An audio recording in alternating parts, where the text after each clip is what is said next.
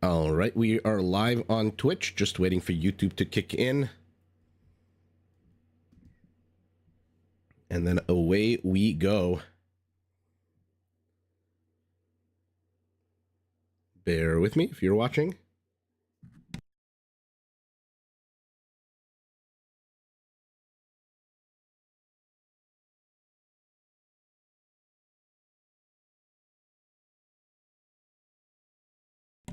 All right, nice. We should be live on both platforms.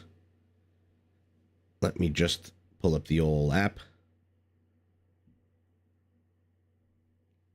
Hey, Kat. Yeah, it's been a minute. Tony, how are you tonight? Let's just dive right in because we've got a night full of Michi.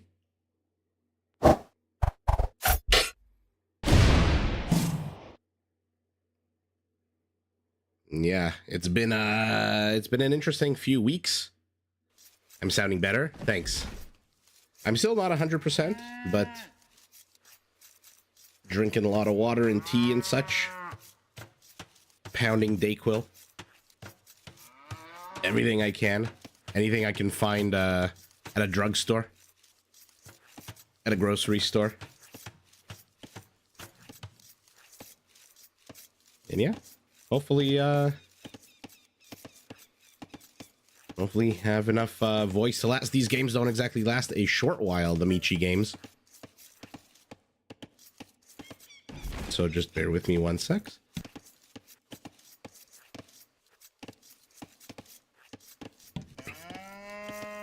All right, game number 1.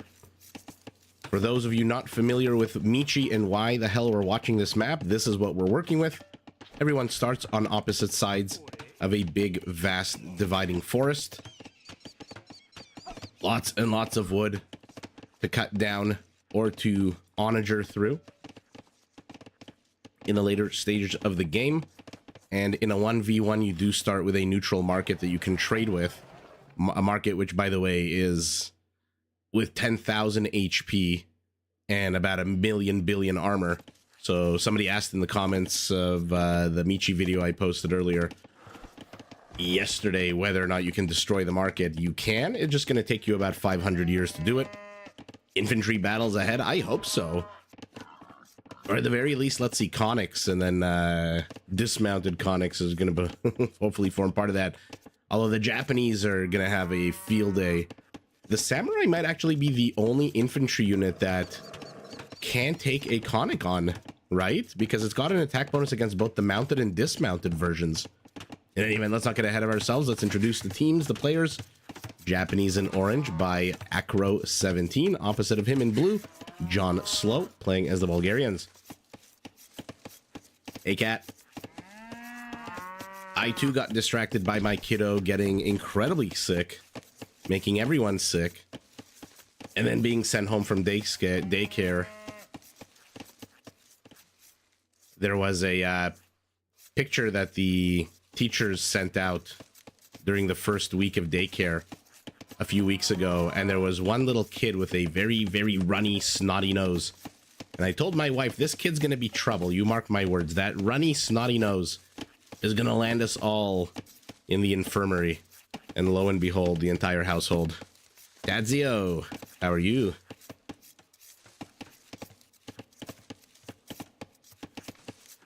And we'll see how long it takes to get up to Imperial to Castle Age. Maybe I'll speed up the earlier stages of this game and see if, you know what, let's actually do that. Let's, we'll make it a little bit less, actually exactly twice as fast as normal, just so we can pass through the Dark Age, the Feudal Age, and then maybe once somebody clicks up to Imperial, we'll go back to the normal game speed. Yeah, Tony, I was wondering that myself. How the hell do the teachers not get sick? I don't understand it. I want like what they're having, like that scene from what movie is it with Billy Crystal and, oh my goodness, what's her name? Oh, that actress that was in every single rom-com. Ooh, I think he misclicked the tree and oh no, never mind, the town center got the deer. My bad. What was the name of that actress? who was in every single You've Got Mail with Tom Hanks. Marco, how are you tonight? In any event, there was that famous scene at the diner where she, like, starts moaning and stuff, and then some customer's like, I'll have what she's having. In When Harry Met Sally. But I was telling my wife that. No, not Michelle Pfeiffer. Tadzio, your daughter was also sick after one day? Yeah, exactly.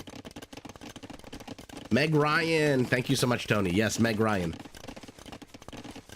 Kids spread germs like crazy. Be glad you have them on the mend. Feeling up to streaming. Yeah, yeah. It's been interesting. First, my bathroom flooded right next to where I record my videos, which means if you are following us on Discord, you saw the massive fan and humidifier they installed. Then the internet in the building shuts down for no fewer than 3 days. And then I get sick. It's just been an absolute nightmare of a week or two. Okay, you played, was it a 1v1 or a team game that you played? You get your 90s actresses mixed up? Yeah. Has Meg Ryan been in anything? She was a really good, like, typecasted into that role, right? She played a fantastic, like, rom-com. 90% of the kids in the first week. Like I said, I saw that picture of that one kid with a runny, snotty little nose. And I told my wife, like, this is going to be bad news for all of us. And then everybody got sick. And then we didn't see her for like a week and a half in any of the pictures that they sent from daycare. I like that Blue already has trade going up, but instead of the 63, it's 33. Or well, why is the market here and not here? What is up with John Slow's inefficient market placement? That is a little weird. Also weird is a town center right on the route of the market. I mean, you've got another patch of wood here that you can build ATC under.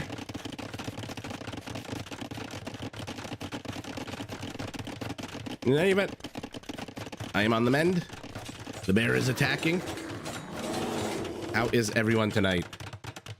Cat, you lost your first game. Hopefully that doesn't dissuade you from playing more, just as the shitty market placement for John Slow has not dissuaded him from building 2 more. Okay, thank you so much. Thank you so much for gifting the membership, and to Chris, no less. Our man in Italy. Buonasera, Chris. Thank you so much, Kat. Wakono? Mr. Cast of Empires. Mr. Cast, Mr. Empires. Long-time YouTube subscriber, first time watching you live. How's it going? I am doing quite well. Thank you for watching live, and thank you for commenting on Twitch. And you can call me whatever the hell you want to call me. But the name's Isaac. If you're more informal, I don't need no misters. It's really like a mind fuck when you get to 41, 42 years old like I am, and people start calling you Mister, and you're like, wait a second, what the hell? Something's off here. All right, we've got 4 town centers for Blue. We've got 5 town centers for Orange. Villager populations basically identical. John Slow has an army, and that army is a monk who is gathering a relic. John Yang in the house. How are you, John?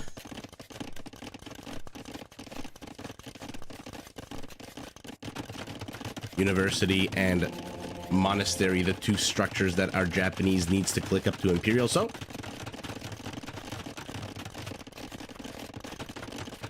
how about Mr. Isaac? You're I'm older than you by 1 year. Nice. Then you will treat me with respect, or you will get you will feel the wrath of my lash.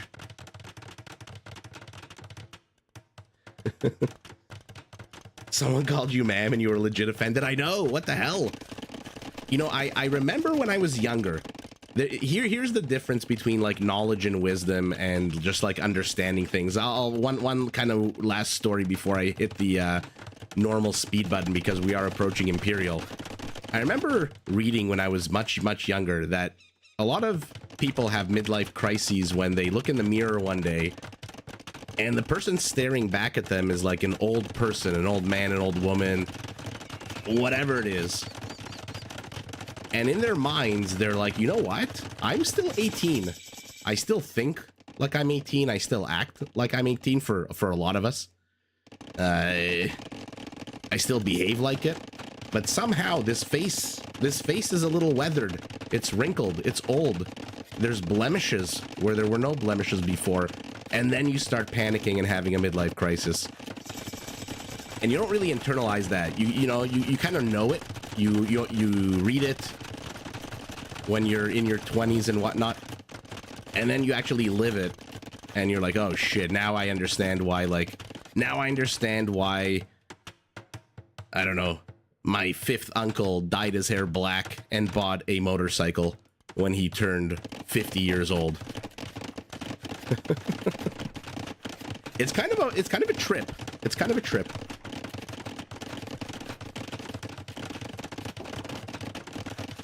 John, I'm happy to see you join us. How is your salad? Richard, how can you earn gold? By trading with yourself? Because number one, nice to see you. And number two, everyone starts with a neutral market. In this case, our Japanese playing catch up very quickly. There's Cataperuto for him. There is Siege Onager for our Bulgarian. Remember, their siege techs cost a lot less food. Jedi, yeah, if we're watching AoE 2, we're old. Although you'd be surprised, there's a lot of young players. There's a lot of young players. And then I read another interesting quote that it says a person has two lives that they live. The first life, and then the second life starts when you realize you only have one life, or something like that. Anyway, enough with the depressing death nonsense. I didn't mean to go down this route. We are watching a video game live. Pardon me, a video game live stream. Yeah, John, I'm already prepared for my midlife crisis.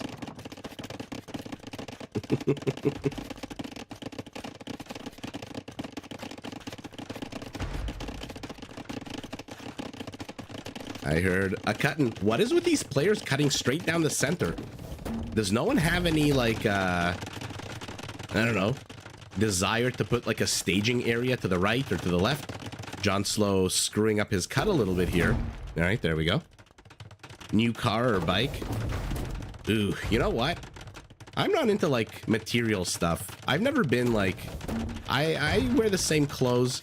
I used to drive a minivan when I was in university. That tells you everything you need to know. A minivan, which by the way would brake along the side of the highway about 3 times a week for 4 years.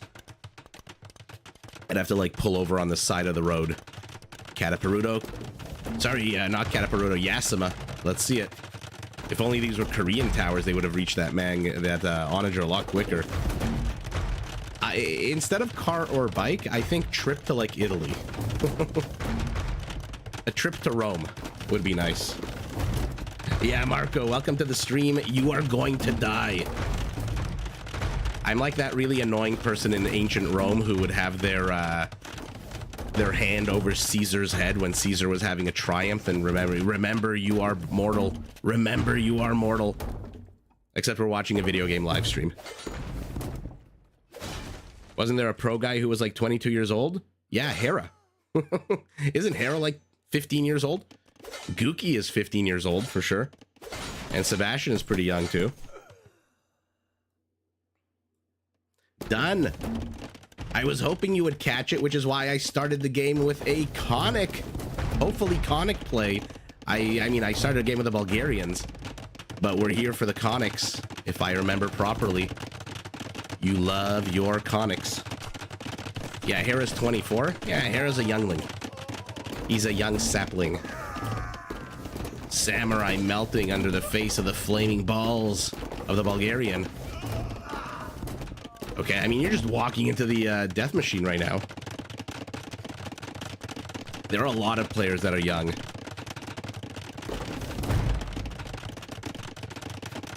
Era started at 15. That is really young.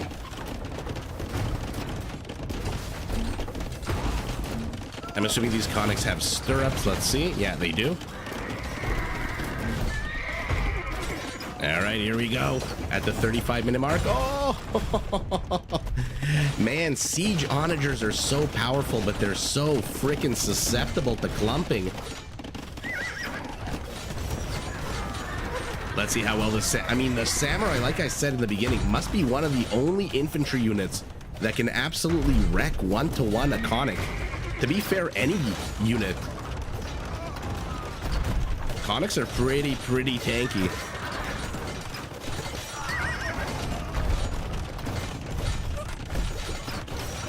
For now, we've engaged in a Trebor Samurai art being streamed into the middle. John Slow has created a nice wide avenue of attack. The Japanese do not get siege onagers, so they're going to have to be a little bit more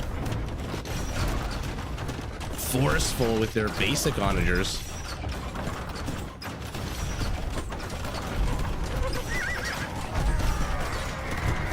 Not looking good for Mr. Slow. Really? He's just got to find a way to neutralize the samurais, because they are just wreaking havoc on these conics and more importantly the towers. But so far he seems to be holding the line at the mouth of this opening. Maybe he should open up a second front. Makengi, how are you? Man, what? Oh, pardon me. That was an absolute epic pancake there, but what a brutality by these samurai. Holy moly, they are just shredding through these conics. Even a halberdier is not going to do this well, but stop attacking your own units.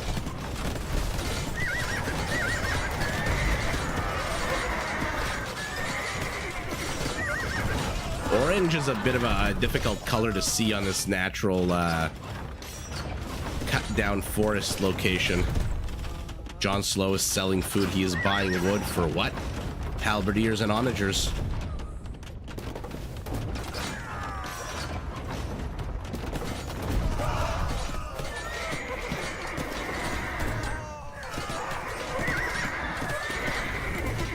Thud, thud, thud, go the conics. Oh my goodness, John Slow, no! Why? 27 kills, 11 of them friendly fire. What is that, like 40%? Boom, boom, boom, boom, boom. Is anyone opening any trade attack paths? John Slow, 34 trade carts. Acro, 43. And John Slow is holding at the mouth of this opening.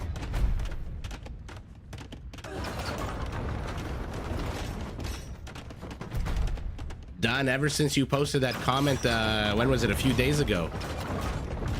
I've been looking for conic games.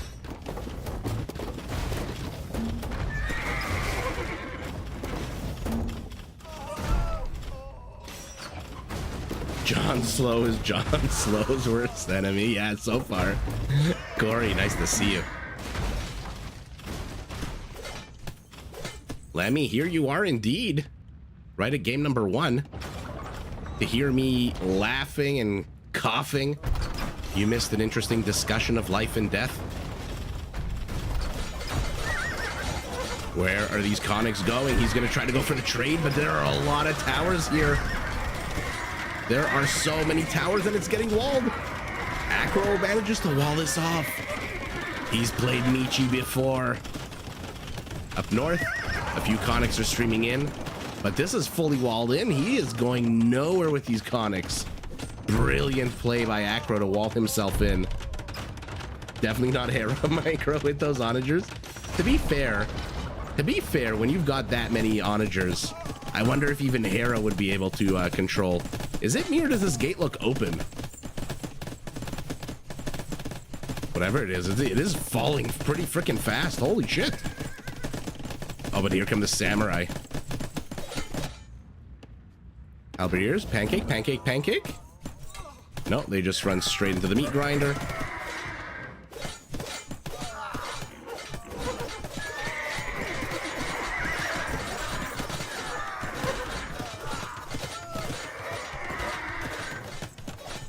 Yeah, it's been a while. Have I seen the trailer for the new Chinese Civ and AOM Retold? No, I have not. I have seen a trailer for the new Marvel Thunderbolts movie, which has gotten me excited about that movie. For the first time in a while, excited about a Marvel show or movie.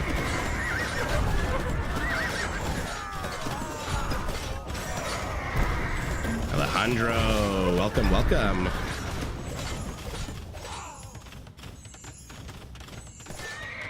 Thank you for leaving your like, and good luck in your soccer game. Hopefully you're not just sitting on the bench tonight. The samurai. I mean, the samurai is just... You can't go unique unit against the samurai.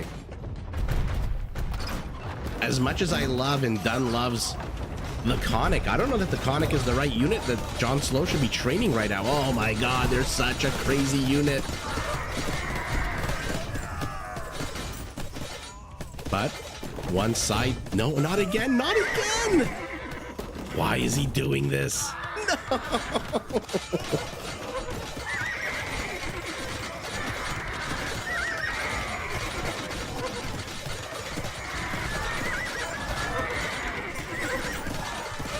One side with siege onagers, I was about to say. The other side with not siege onagers. No one's... Oh, actually, pardon me.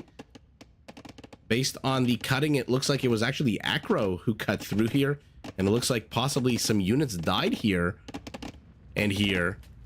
Oh, so he was going for the trade. John Slow is not walling himself in at all. He has gone up to 1, 2, 3, 4, 5. Now, here's a question for you. You are the Bulgarians. You need a castle to research your unique techs. After the first castle, do you just build a shit ton of creposts that are half price? Well, not exactly half price, but 350 instead of 650. Why did he spend all his stone on castles when he could have, instead of 1, 2, 3, 4, 5 extra castles? What is that? 650 times 5 is 3,000, 3,250. Put down what? 6 or 7 creposts instead? No. What the hell am I talking about? 9 creposts.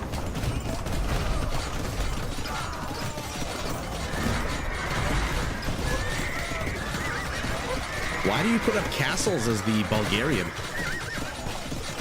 If you're not gonna... I mean, just question, period. Oh, the frickin' samurai, man.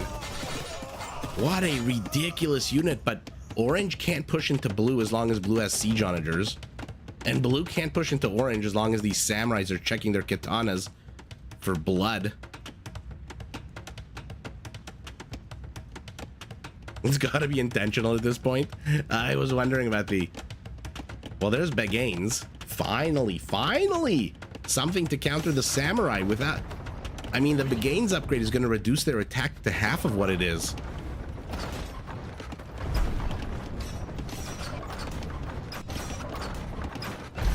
Ooh, Cat, you're saving up for a drawing. Nice. Pablo, how are you? I am crushing it while recovering from my cold. Oh man, Cataperuto Trebs are just such a beast, but unfortunately, fast as they are, the Siege Onager is just shredding them to pieces here. Better defense instead of walls? No, my question was not why castles versus walls, it was why castles versus creposts. Like, instead of 2 castles here, he could have had 4 creposts, right? Or almost 4 creposts. You know what's better than a wall? Going around the frickin' wall. Uh-oh, but he's running straight into 2 castles again. Let's see how far Orange manages to penetrate. He doesn't know that there's a castle here. By the way, that castle is not going to help against these cav archers. 7 of them survive. Here we go. I mean, this unit attacks as strong as a samurai, right? Let's take a look at it with the stats with the Begains. 9 pierce armor. Crazy. but it does have 20 less HP. I suspect it's this that caused the GG. Castles are obviously stronger than Krepos, but if you have more castles, you can train more conics, right?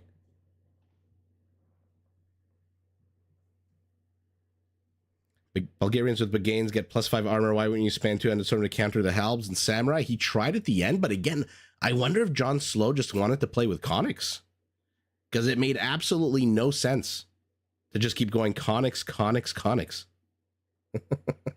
He just kept getting shredded by those samurai. Spirit of Bilbo Baggins. Well, good luck, Cat. Collect those points. I look forward to drawing.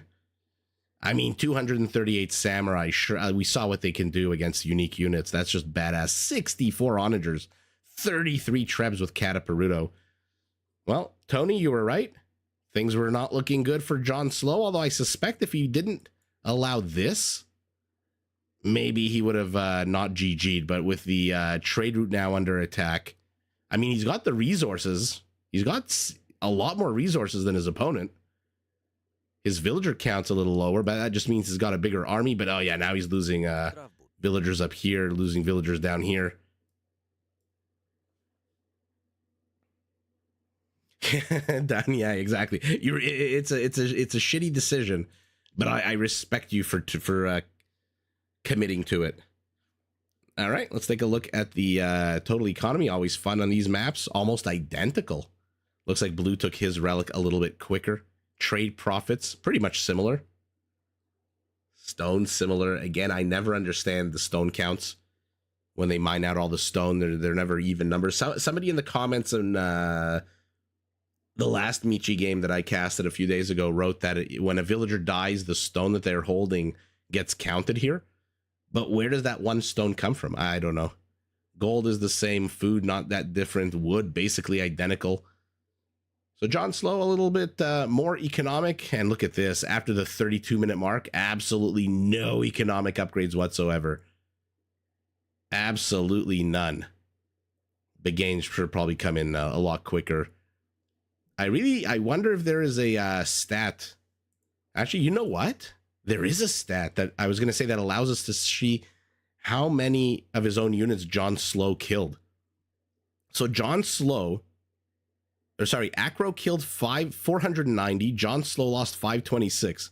So he only killed 36 of his own units? That seems kind of low. I feel like that's a little low. I feel like he killed like 136 of his own units, no?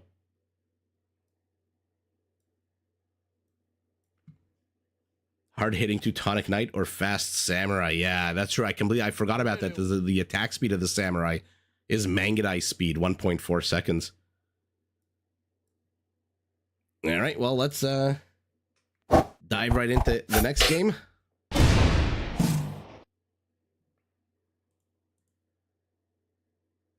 And let's see. Ooh, speaking of the Thunderbolts trailer. Ayad, how are you? Yes, it is still a lot. It is still a lot. Who's kidding who?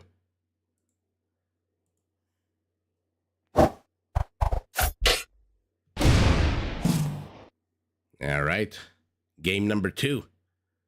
We've got Thunderbolt playing as the Burmese, taking on Blackheart playing as the Turks.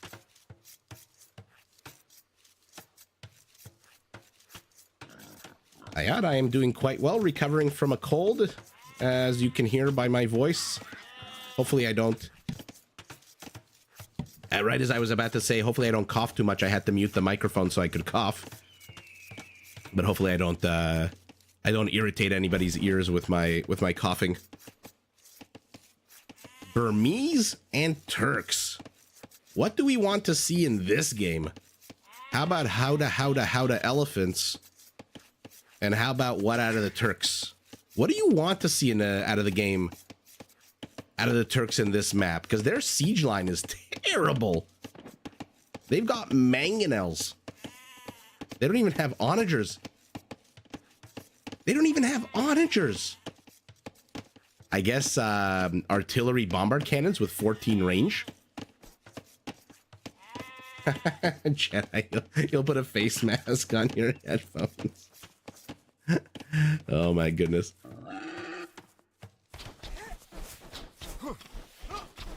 Oh, the era of the face masks. I mean, he's having a bit of difficulty with his deer. All right, let's speed it up until we get to Imperial clickage. Or maybe this one? Let's see if Turkish Fast Imperial helps out on this map. But again, what do we think the Turk should go for on Michi? It's not like the Burmese siege line is any better. They only have really onager over their mangonel counterpart. Akita, hello, hello.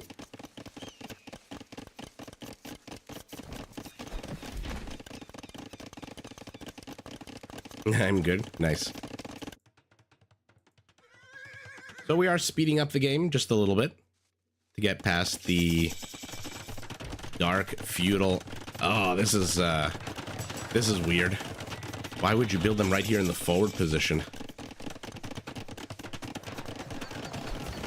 The Turks already heading up to Castle Age at the 9-minute mark. Pretty fast until you remember everyone does start the game with 9 villagers in Michi.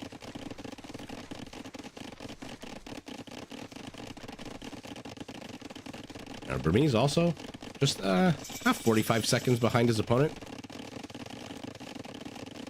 80 hand cannoneers and 40 bombard cannons. It's got to be bombard cannons, right? You have to like assume those 14 range bombard cannons are going to make an appearance and start shelling away. But just hand cannoneers and bombard cannons is so easy to overrun, especially with elephants that not only come with +1/+1, but then they get Howdah. And then you have mana per cavalry for your cavalry line to get an attack bonus against archers, which technically hand cannoneers are archers. I mean, our Turk is in a bit of trouble. I really am curious to see how Blackheart plays this. Going up to 4 TCs, as is our Burmese. A lot of TCs in the forward position. Try to gobble up some wood resources earlier on. 5 TC for our Turk as well. And remember, you do start the game on Explored. It's like Rage Forest.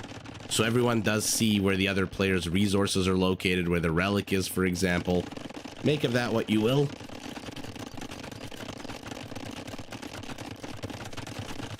Weird location for houses here. That's going to block your trade. Oh, unless your trade is kind of in the middle, I guess.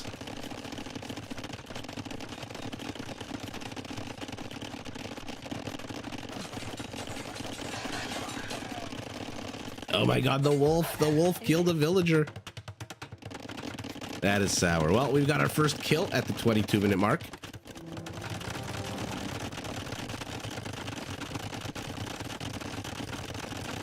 You think they should change the nomenclature from archers to missile troops? Or ranged or something like that? Yeah, a hand cannoneer having archer armor doesn't sit 100%. Both players with very wonky house locations. Oh, okay, our Turk beginning a wall. Separation to the south, to the north, a little bit as well. I mean, you might want a wall. These are not exactly powerful targets. And let's see what we're looking at once we hit Imperial Age. Melee armor, bloodlines for cavalry. There's the bombard tower, so will he be offensive with it? Will he be defensive with it? Let's see what the hell we're working with here. 5 stables for green. Janissaries for red out of only 1 castle so far. I mean, the villager counts are ridiculous for both players. Their economic numbers are way too high. There's artillery. There's onager for green. Husbandry. Cavalier. Did he get any unique text? Yeah, he's already got mana per. Okay, so he's gonna go cavaliers. thinking that his opponent is going some kind of hand cannoneer. And so far, he's not wrong. Actually, both players starting to wall off their bases. I'm not a big fan of these very, very close wall-offs, although in this case, red doesn't really have a choice. I like these kinds of wall-offs where you can still put lumber camps and still have villagers working away here. It'd be neat if they had a civ that has an upgrade for hand cannoneer, like Bohemians have an upgrade for BBC. Oh, like the Hafnitsa upgrade? The machine gunner? And Taka... I see Turks, is he going full Taliban? We're about to find out. He's only got 6 Janissaries, but he does have 3 bombards. All right, so he built that infrastructure here, wanting to delete it anyway. 14 range BBCs. Neither player has really any kind of army to... that's any kind of a threat to anybody at the moment. What about trade cards? 36 to 14. But 14 is going to be 22 soon. Looks like he wanted to build the wall, but then the villager was left on the wrong side of the wall. So this is about as useless a wall off as you can possibly have. I hope Thunderbolt realizes this. What was the point of walling this off if you're just going to leave the market exposed on this side? That's a very weird little wall off here. Red also walling off behind the houses. I like that. Bombard towers. What a bad location for a bombard tower. This is so easily trebable. Why would you put a bombard tower here?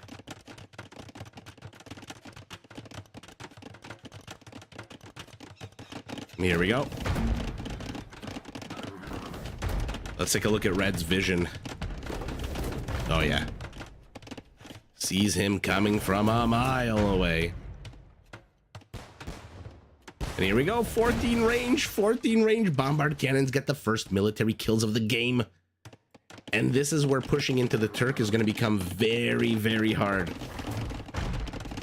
You are literally going to have to attack from multiple locations. Again, I'm not happy with the placement of these bombard towers. There's no way to defend these. Any Treb right here will be able to destroy these. If he keeps cutting a path, any Treb here will destroy these. Very odd. Okay, are we going camels? Or are we going those free upgraded hussars? Green adding more and more and more. Honkshu00 just became an awesome follower. Welcome, welcome. Say hi. Let us thank you properly. And we have reached our goal of 300 followers on Twitch. Awesome. Thank you to everyone on Twitch who was watching and following. Oh, he pulled a John Slow and screwed up the cut. Ian, good night, cast. I forced by the chewing sound of my brother eating to put something to hear during work. Oh my god. There is nothing more infuriating than the sound of somebody chewing. Unless it's the sound of somebody whistling. I go nuts at both of those sounds. And people picking their teeth. Any kind of mouth sound, really. Weebra, nice to catch you. My spoiler alert king. Red sees all of this, by the way. Has no defenses here to the south except for one 14 range bombard cannon who, okay, gets a little bit of HP damage, and green backs away.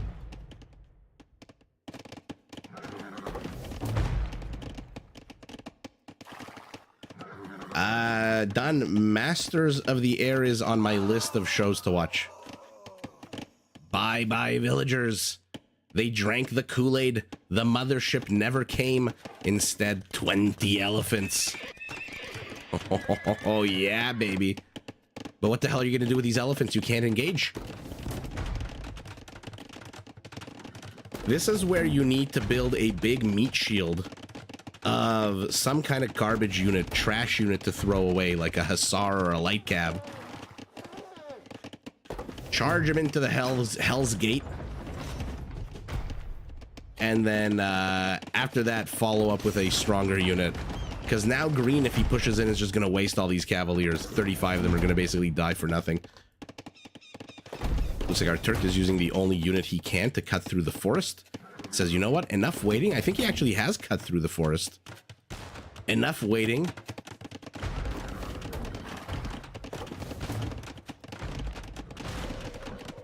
King's Gambit. Gold units are trash if you have a market. Ooh, an interesting philosophical question. Oh no, bombard cannon's absolutely shitting the bed, but a good volley, good follow-up volleys actually. Oh my god, if only they were Ethiopian, there would be so many dead Cavaliers. As of right now, a lot of HP taken off, about a quarter of their HP. Turkish player doesn't want to play the game. I mean, I don't know what the hell Thunderbolt is doing here with these random cuts, but hello, here we go.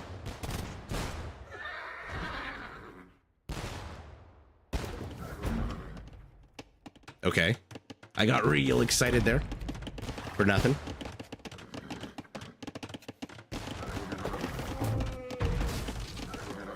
Oh my god, if AoE had airships.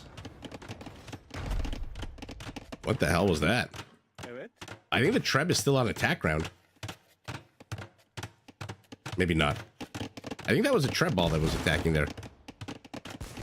All right, well, we're about to see a whole bunch of Cavaliers in a choke point. No, it is on attack ground. He's expecting an attack, but there's none coming. Or no, maybe he's just cutting trees. I mean, I did not expect this level of shyness, this timidity out of both players. Do we have Howda? Yeah, we have Howda. Look at the insane stats on this unit, by the way. Look at the armor on a freaking elephant. And by the way, an elephant that comes with bloodlines already. Not only does it have 20 extra HP, which not all the elephant units in this game do.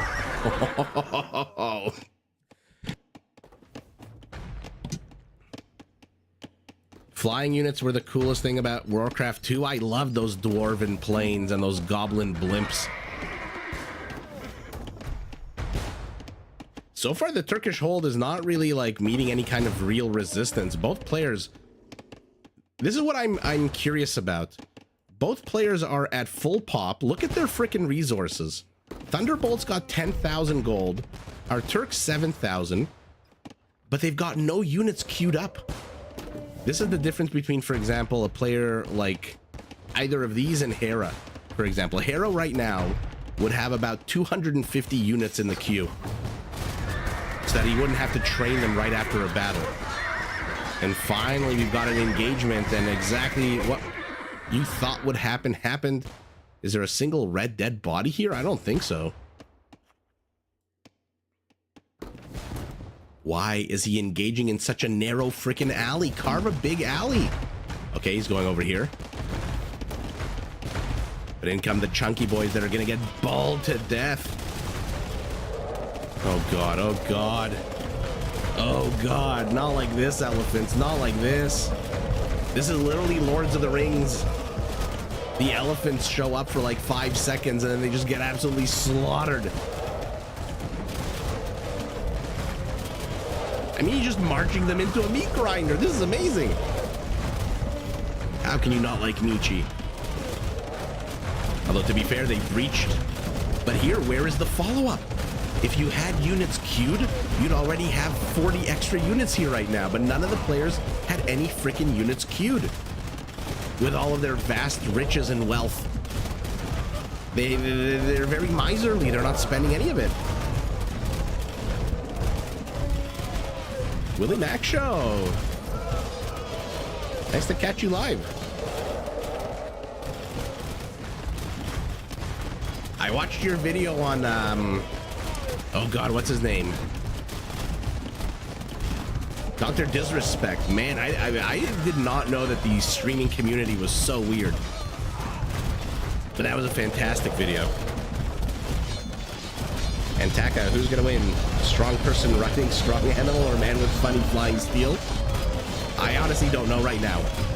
I have no clue, but green didn't cut enough of a wide forest. His elephants are stuck. Oh my goodness.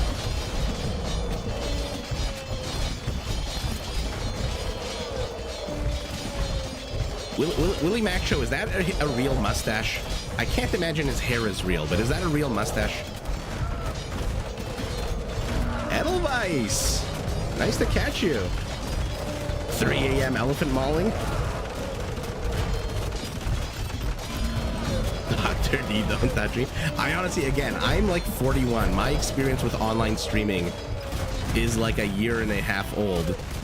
I did not know that the community was so wonky. It is real?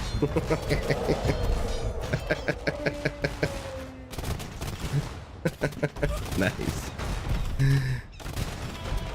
I appreciate that, Willie Mac Show.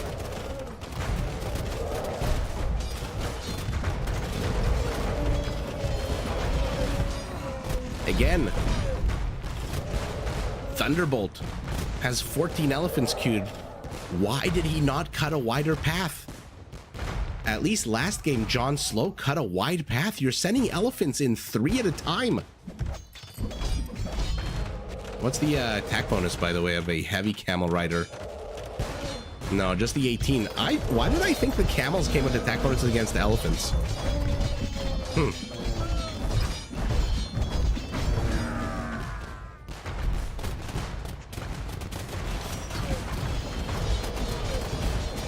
Oh yeah, I mean, this is like AoE porn right now. This is ridiculous. These elephants should be chewing these camels like nobody's business, but they're fed into a freaking choke point. Like, look at this. Why are you not onagering extra space for yourself?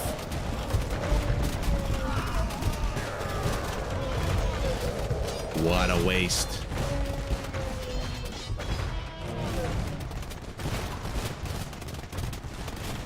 Corey, I'm expecting Sarah McLachlan to start singing.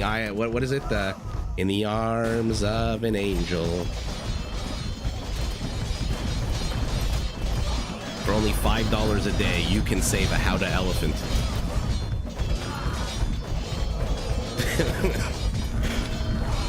This is the skirm war we want. The skirmishers on a giant freaking beast of an elephant. And they come yet again. Green cut like 6 different attack paths, and he's not using any of them. Thunderbolt, stubborn as hell. John, I can pretend to sing. Although every time I get sick, I'm not gonna lie, I get a very like raspy voice, and I start imagining if I ever became like a jazz crooner. Oh, so many dead elephants. Camels are chasing the BBCs, but luckily for green, camels are absolutely shit at killing anything other than men on horses. For the love of Age of Empires, cut a wider path. If Thunderbolt could have engaged with more than 3 elephants at a time, he probably could have crushed this army. So bad. Again, look at the armor on this unit. 320 HP, 6 melee armor. And camels, I thought they had an attack bonus against the elephants. I was wrong. It's just plus 18 against cavalry. And here we go. This is the battle green needs to take. Although he is significantly outnumbered. Oh god, oh maybe not, maybe not.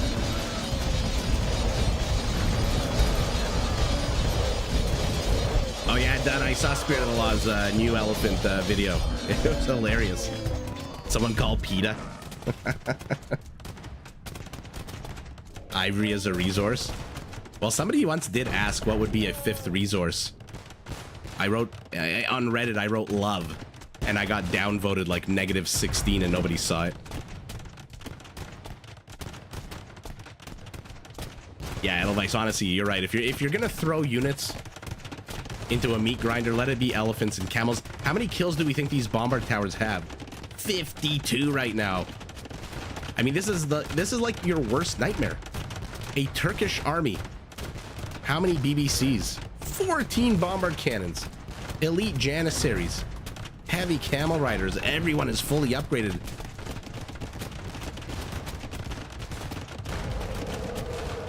What the Brandon? Hello, hello.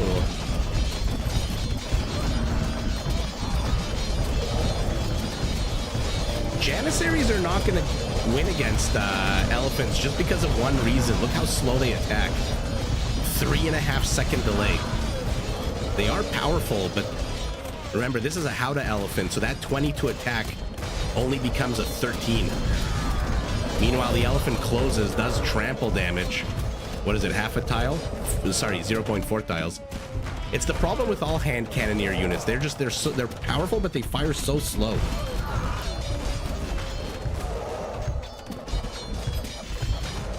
Marco, is that a Burt Bacharach quote?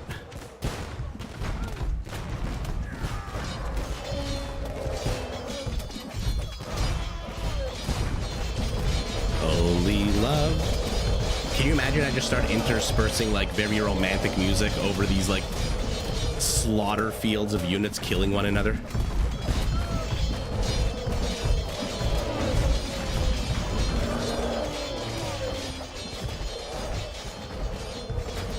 And here we go. The camels have busted in. Are they going to go after the trade? And worse than the camels, the towers are up. And good luck dislodging these towers. I mean, remember, the Burmese, if I'm not mistaken, do have one of the coolest halberdier units that gets a free +3 attack now that they're an Imperial. Halberdiers would do pretty damn good against camels. Thunderbolt? I'm not mistaken, right? Somebody in the chat let me know. I think the Burmese are the ones whose infantry gain +1/+1/+1 as the game goes on in their attack.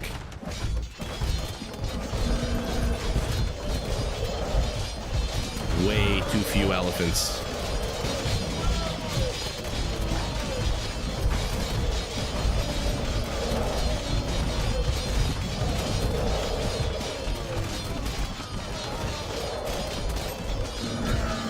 Ouch, ouch, ouch.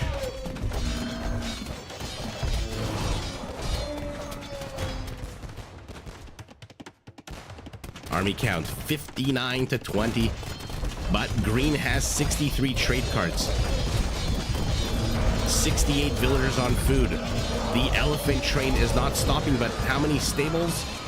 15. Okay, 15 is a good count. He's gonna have to add some other unit in here. He just doesn't have the numbers.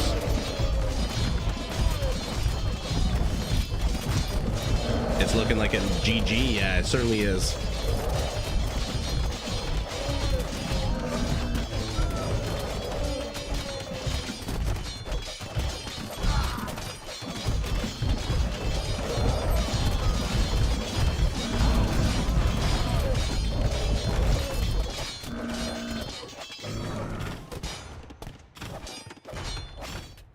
Retreat has been sounded.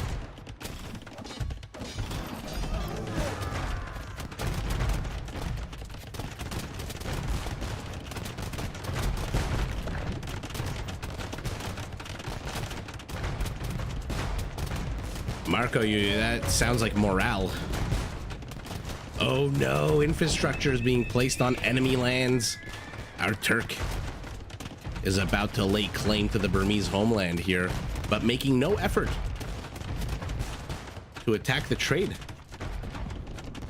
The only thing missing here would be some Sipahi cav archers. Did he get Sipahi? No.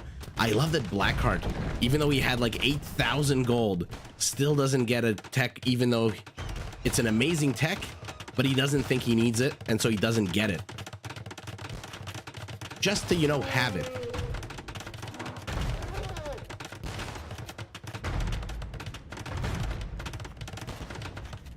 I'm assuming the stables are for Hussars, right? Yeah. Here we go. The March of the Penguins, except they're giant and gray.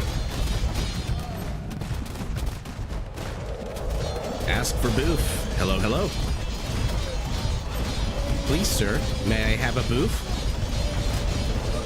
They're going after the bombard cannons. The bombard cannons are clumping. They're clumping. that could have been so much worse for red. That could have been so bad.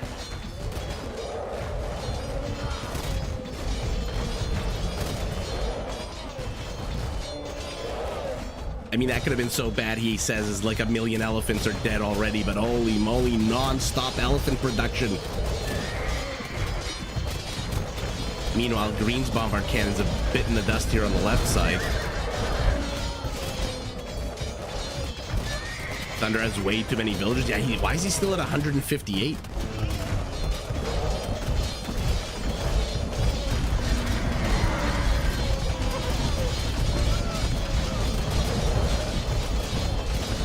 Yeah, no, these are not noobs. I think these players have some pretty damn high elos.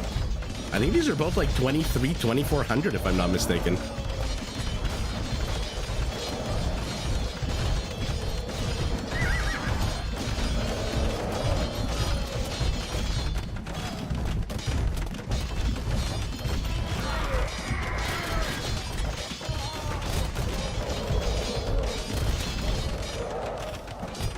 I mean, I'm gonna repeat this. It's not gonna be a popular opinion, but halberdiers, man.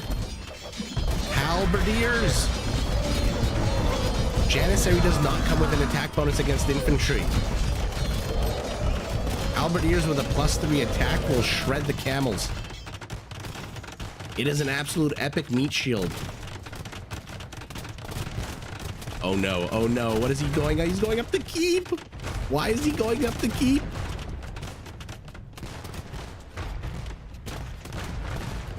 Any more infrastructure being built for green? No, this is it. He's got 10 elephants. Their adorable tails have been tucked behind their adorable asses and they are running away.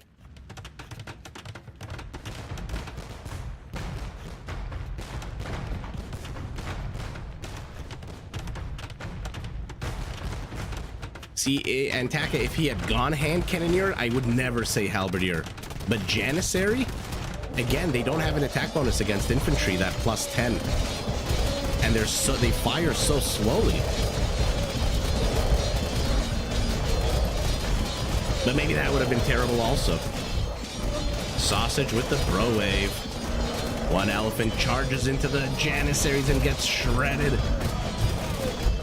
It's got to be a GG at some point, right? Real soon.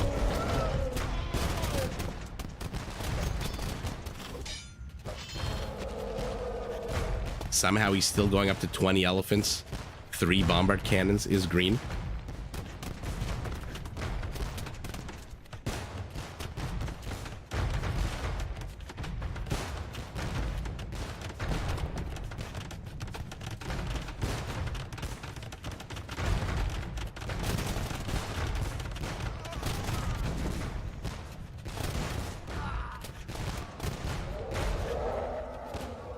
Look, build your numbers up or don't. Like, you're gonna have to sacrifice some infrastructure here. Stop attacking with like 15 units. Camels are chasing, 1 BBC down. I feel like when he loses these BBCs, he's gonna GG. Any second now.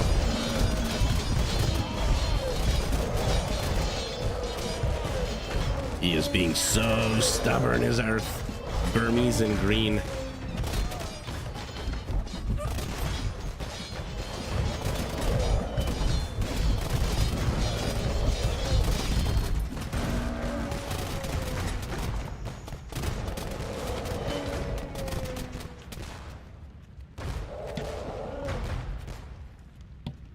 Yeah, the numbers are not great. I mean, at this point, nothing will work for Burmese. Who's kidding who? At this point, our Burmese, again, just needs to clump his army, which he might be doing nicely. 30 elephants en route, but now the camels are in. They do move faster than the trade carts. No caravanserai.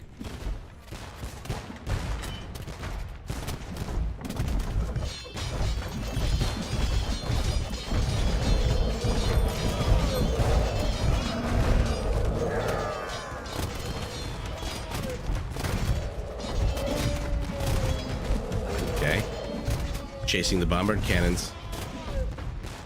Oh, look at this. This is like tower defense. You're just running all the alien units through your little passageway while your guns are shooting at them, and he has no defense for these camel. He doesn't have any unit that can catch up to the camel. Somehow he still does have 27 elephants. Although, to be fair, now it's just Janissaries. Okay, never mind. He is replenishing. Our Turk is going capped ram. Yeah, AoE tower defense. I'm curious at the end of the game. I want to click on these bombard towers to see how many kills they've gotten. Villager tries. Yeah, good luck with that, buddy. That's what you get. A puddle of freaking blood.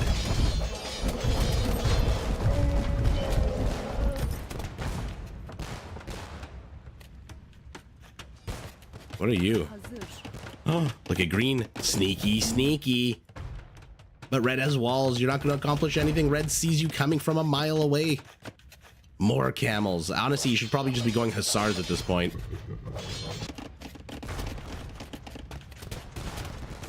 AC Dragon Rider. How is California this evening?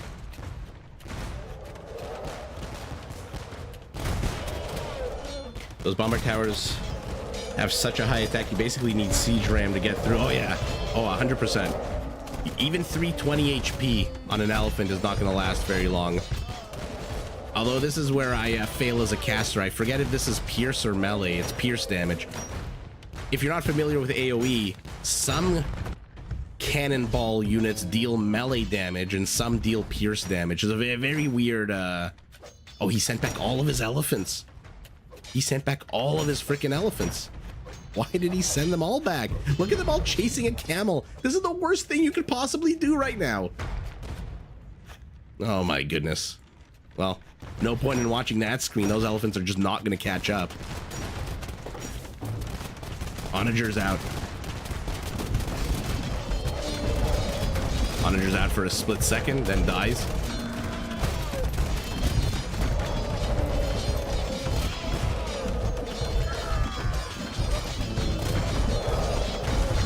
Ian, you're a big fan.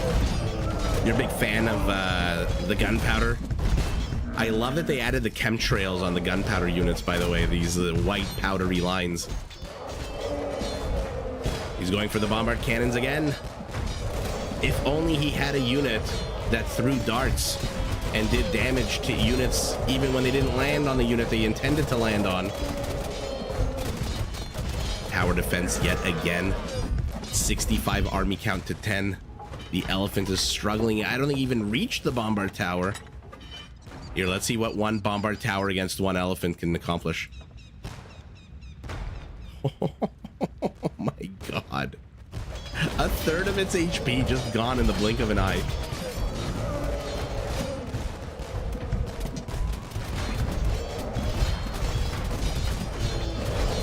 Ooh, going out for an evening at the cinema. That sounds so so old school, so 1997. No murder holes, as you can tell by this red line around the bottom. Murder holes would have been too much, maybe. AC Dragon Rider, what are you going to see in the cinema?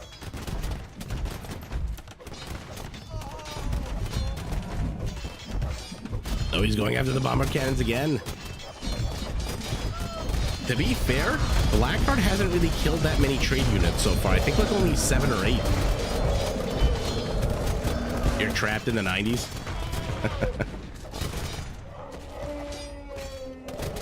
Well, there was a anyway. Wow, that GG came about 30 minutes too late. Okay, finally he's got Hussars out rating. Okay, Green's got to try some army composition. Yeah, the is it army composition or is it army numbers? Oh, Ian, I don't show the player chat, so there very well might have been a GG. There probably was a GG, but I don't see it. I don't show it. It's a Mike Flanagan movie. Director's going to be there. Interesting. Shuetang, not only am I better, but I found a freaking Andy game as you requested in the comments earlier today. Or was it yesterday? Today or yesterday? Doesn't really matter. The next one we're going to watch is a freaking Andy game on Michi, and it should be a banger. Oh my god. Oh my goodness. Literally the sign of the beast. The sign of the gray wrinkly-assed beast. Oh yeah. 666 battle elephants. Low Elo Legion, thank you so much for the raid. It was yesterday for me, today for you, today for me. Oh, sometimes when I read the message,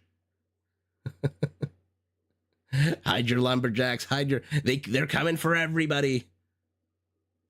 Low Elo Legion, thank you so much for the raid.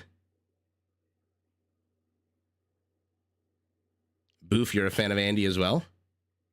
Yeah, Legion did, in fact, pave the way. And let's take a look at the numbers. I mean, 400 camels. Oh, I wanted to see how many kills on the...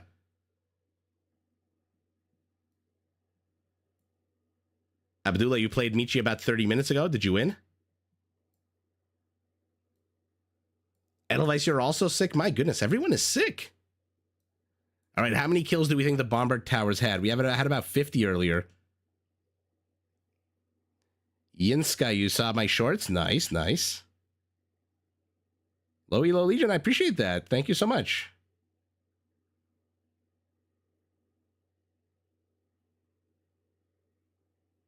Uh, 150 at least.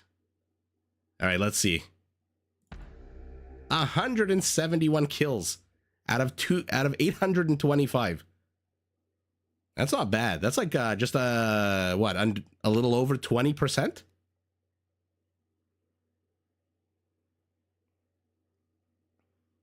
For Sparta. Oh man.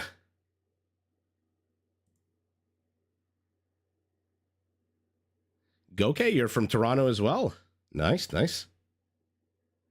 Community game free for all Michi sounds like Abdullah. That sounds like an absolute nightmare. By the way, thanks for joining. I know it's like 5 a.m. for you. How many kills on the Janissaries? 53. The Bombard Cannons, 58. Red just kept his units alive a lot longer, and green just pushed in with way too many units. By the way, look at that healthy kill count. 250 or so more. What about the economy? Oh, yeah. Oh, yeah. That's a nice difference.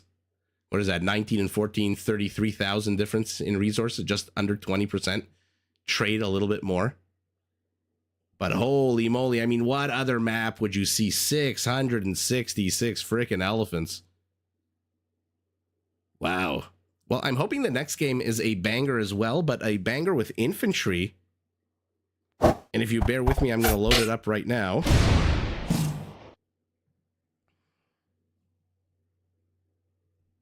And yeah, everyone from Low Elo Legion, welcome, welcome. If I didn't already say it. Oh, nice. It's another Thunderbolt game. Let's see how he does against frickin' Andy. You live beside Yorkdale Mall? Well, it's like North Toronto. It's not too... Yeah, I think you can call yourself a Torontonian. I think, what is that, like Avenue and, Lawrence? Avenue and, oh God. No, Avenue and Lawrence is the other mall. The Avenue and, like, Finch? Yeah, done. Also a good question. What other map would you see a player with 666 elephants who doesn't win? Edelweiss, thank you so much for joining. I know it's late. I know you're sick. I appreciate it. Get well soon. Lawrence and Dufferin. Right.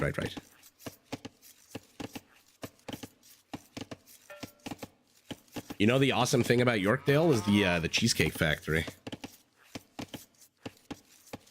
Man, oh man, is that a tasty, tasty restaurant.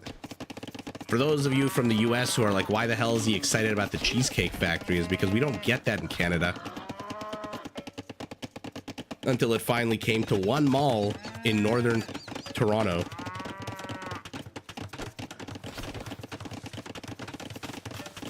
All the quality has been questionable of late. In any event, I'm really expecting to see some big battles here. Thunderbolt, this time playing as the Celts, a fantastic civilization on this map, against the Sicilians, a also not terrible civilization. I mean, they still have siege onagers, if I'm not mistaken, yeah. Still have siege engineers. They don't fire faster. They don't come with 40% more HP. They're still pretty damn strong. It's always packed at Cheesecake Factory. Don't know if it's worth the hype. You know what? You got to go to the bar area next to the entrance and just randomly sit somewhere. You don't even go and wait. When my wife and I used to go, we would just go in there and we would just, if there was an empty table near the bar, even though it was like maybe for someone else, we would just sit down, or we just sit at the bar. But that was a little bit less comfortable. I remember you telling a story about eating a cheesecake with my wife. Really? A cheesecake? Maybe at Cheesecake Factory. Yeah, when I went to Florida with my wife for the first time, she took me to Cheesecake Factory. I'd never been. And in the US, oh my god, it was so freaking good. It was so tasty. But I don't want to derail the stream. Talking about food now.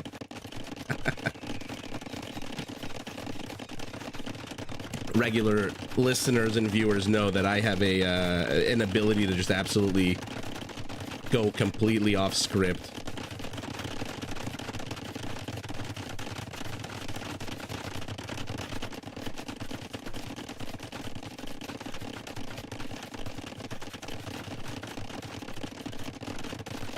Or off topic, rather. My apologies. But we don't have a lot of like good American restaurant chains. And right as I say that, David Hill joins the chat, a fellow lover of Mary Brown's fried chicken.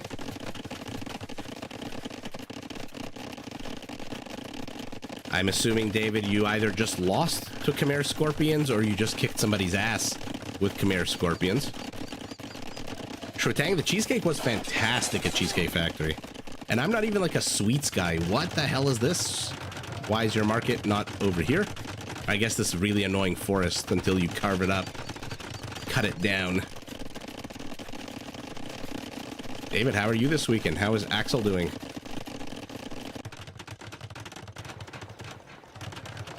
So he's gonna go quantity with the trade cards. Cat, I'm making you want cheesecake. See, you get to experience all of the amazing American chains that unfortunately, as a lowly Canadian,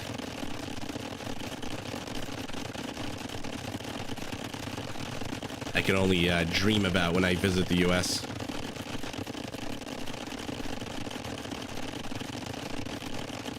Ew, first night of cadets.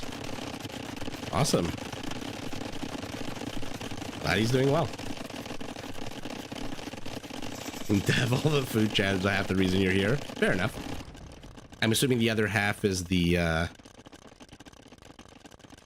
trade carts sped up.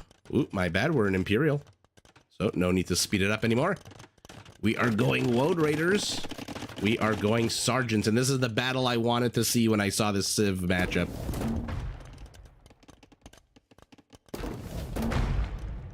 It's kind of nice being a Canadian living in the US. Yeah, honestly, it's like my dream. In terms of food and stuff.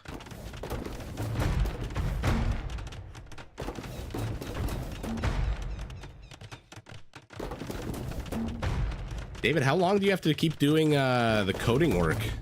How long is your program or your course? Goke, yeah, in a 1v1, everyone on this map starts with a neutral market in the corner. And so they can trade with themselves. Oh yeah, Blackheart's being real aggressive. Maya, wait a second. Wait a second. Something's wrong here. You're not Blackheart, bear with me. Oh, capture age. Why do you do this to me?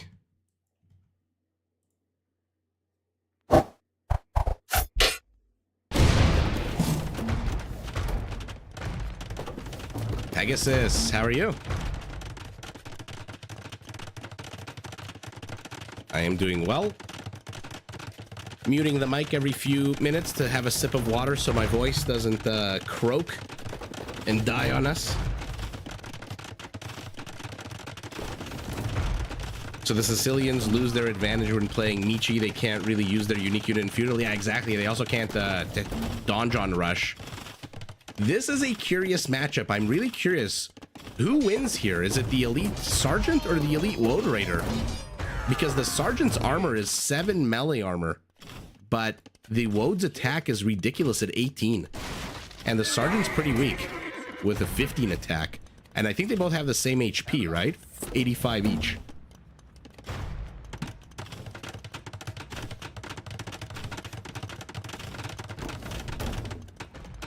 Oh, Cat, I've seen so many images of that hurricane down south in North Carolina and Florida. It looks like an absolute nightmare.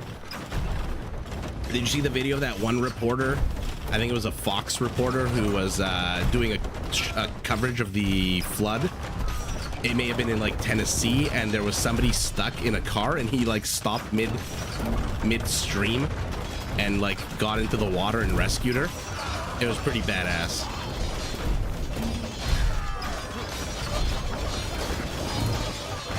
Done. I'm sorry that Domino's wasn't as good as you wanted it to be.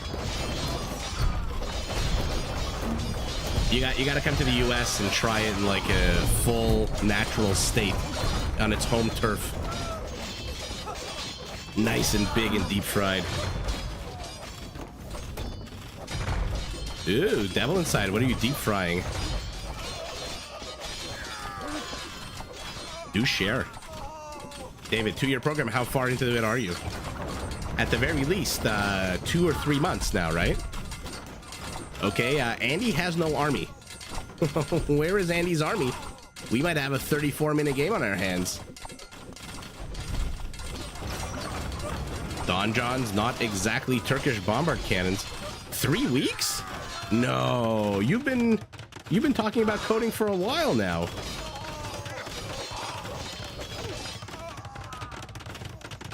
Your friend Tennessee store completely flooded. Yeah, I've seen the images. They're ridiculous. People's entire houses are like up to their foreheads in water.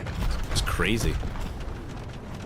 But yeah, check out the clip. It's super cool. He's like doing a report, and then you hear somebody yelling behind him from a car, and he's like, okay, I gotta help this person, and he just like wades into the water, swims over, and rescues her from a car. Pretty epic. Chicken strips, pork belly, and French fries. Oh man. Devil Inside knows how to live. David, I could have sworn you were talking about coding a long time before September. Here we go. Not a lot of woad raiders. Oh yeah. Why does our Celt not have siege onagers is my question.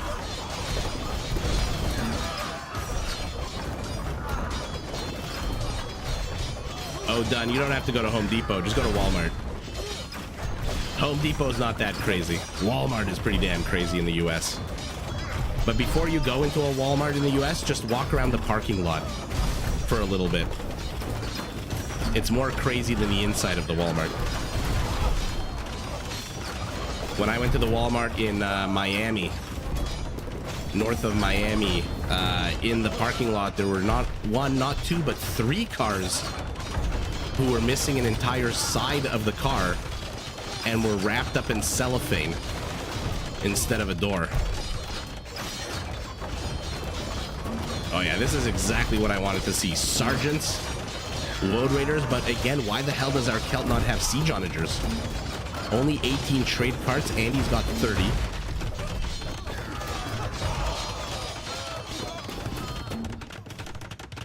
Ouch. Okay, players back away. Army counts very low for both players. Nobody's even approaching population cap. Walmart is like a completely whole new world. I haven't heard anything about like Home Depot being crazy. I mean, I'm a former Home Depot employee myself.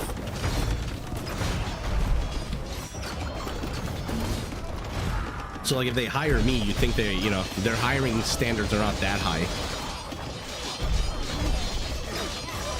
Well, they're chasing the onagers. You do not have Fura Celtica. Do you have Fura Celtica? Yeah, you do. Okay.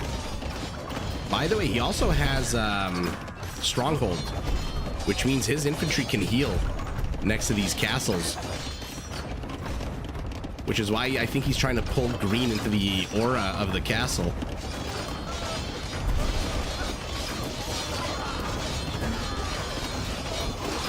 Home Depot has Christmas decorations for sale right now. Really?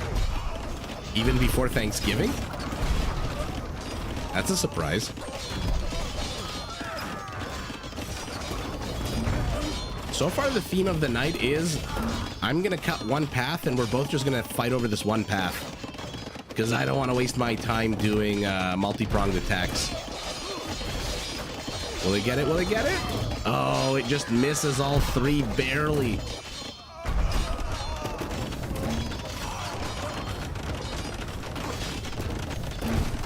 Yeah, I forgot about Halloween Jedi. Flaming balls. 1, 2, 2 onagers die. Finally, siege onagers.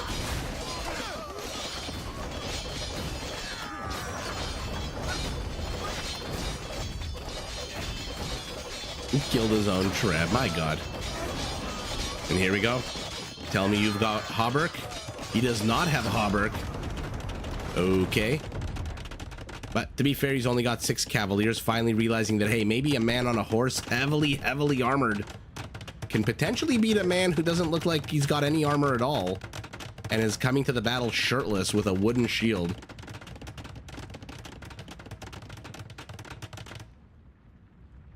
Another donjon in the forward position. So we're back to where we were 10 minutes ago. Interesting wall off. Kinda walled off, kinda not. Kinda open. Our Celt not making any attempt at walling himself out. Also, an interesting wall-off situation here. 11 Cavaliers. Red is starting to mix in Halberdiers, or at least has 17 of them here. Come on, get Hauberk.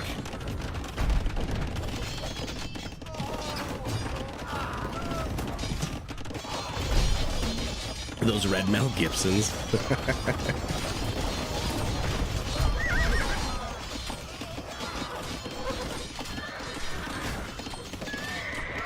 Ooh, will they get more than one? Will they get more than one? They do get 2. Ouch. Sour trade for just 2. Sorry, he doesn't have siege onagers. And just now he's... Why did he think he had siege onagers? How the hell does our Celt not have siege onagers at the 44-minute mark of the game? So many questions on Michi from Thunderbolt's gameplay. I like that he's targeting the onager amongst all of this.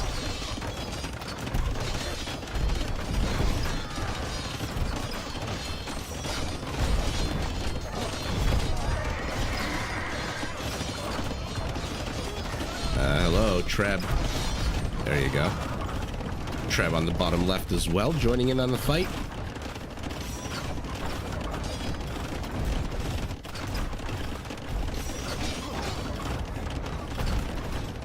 Oh, damn, my chat froze and all of a sudden I got 40 new messages. My apologies, everybody.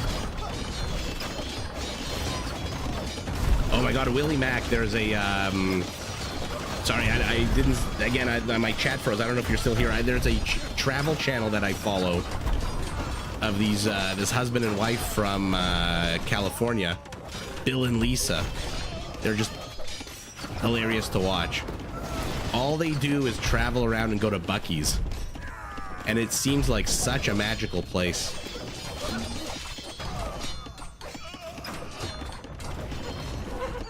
Home Depot sponsors this, man. Not anymore. It used to when I was a cashier there for 3.5 years.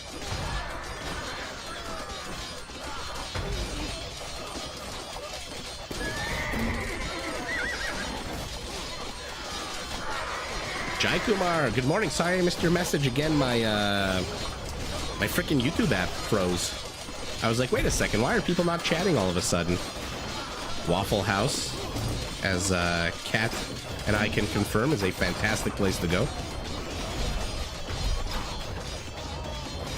Oh, David, maybe you've been talking about it since January.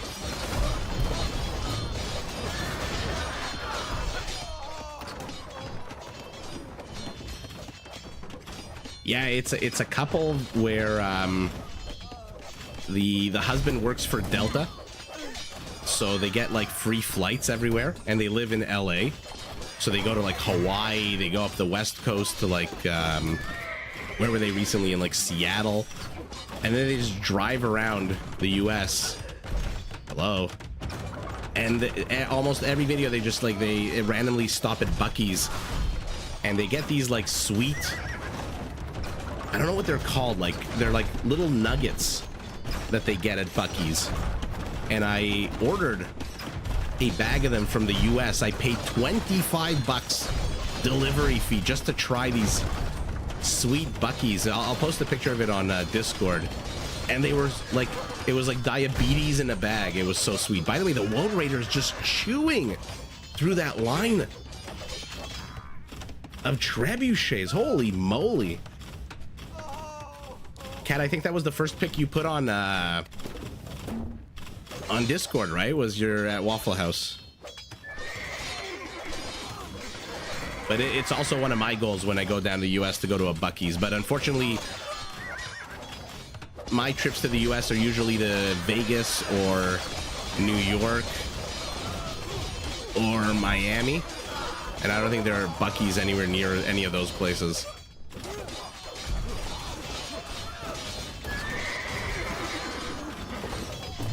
Oh my god, oh my god. Andy is just slaughtering the trade right now.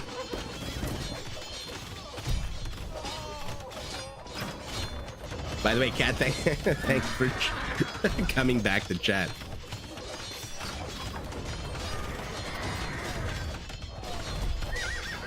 How much damage taken by Sicilian heavy cavalry after reduction? You mean from a halberdier? The bonus goes from 32 to whatever divided by 2/3 is, or multiplied by 2/3. So maybe like 19 or 20.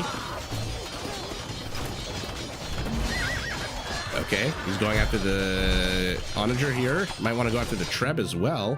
No, never mind. Jedi, you called it almost to the second.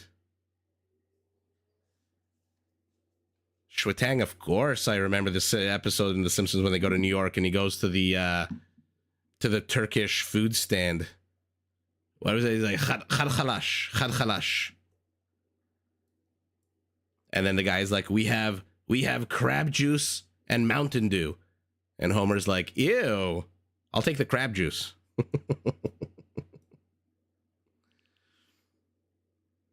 Oh, you've been watching? Okay, fair enough. And then Homer can't find a bathroom? Or is that like a really old one? Yeah, the crab juice. Okay, that's the episode. Because I think they've been to like New York a bunch of times, but I haven't kept up with The Simpsons. I honestly have not been watching The Simpsons in like 15 years. I also haven't been casting this game at all. I told you guys, you get me talking about food and I just completely lose all semblance of professionalism. Yeah, that is Kat. That is the episode where he drives off with the boot. That I remember that too. That is absolutely hilarious. Man, The Simpsons. So here's what I want to do. Right before we look at the numbers, I really do want to compare the stats and see who wins in a 1v1. Kid? Okay. We've got our Woad Raider. We've got our Sergeant. HP is the same. And you see, look how cool this is. The regeneration rate of 30 HP because he's standing next to the castle with strongholds. How cool is that? Ignore the regeneration. Both of them have 85 HP. Look at the armor difference, 7 to 3. The attack difference, though, is interesting. So the Sergeant attacks on a 15, minus 3 armor is 12 damage. The Woad Raider attacks on an 18, minus 7 is 11. The Woad is actually weaker than the Sergeant on the whole. Is the attack speed the same too for both? Yeah. I can't believe that. So the Sergeant actually will kill the Woad a little tiny bit quicker. No, Bamaristan is much better than that. Bamaristan is 75 HP per minute. Although the radius is a lot smaller. I think the Strongholds, if I'm not mistaken, is an 8-tile radius, and Bamaristan is 5. Oh, done. You don't have Mountain Dew? You're not missing. If you want to try Mountain Dew, just take a bunch of paint, like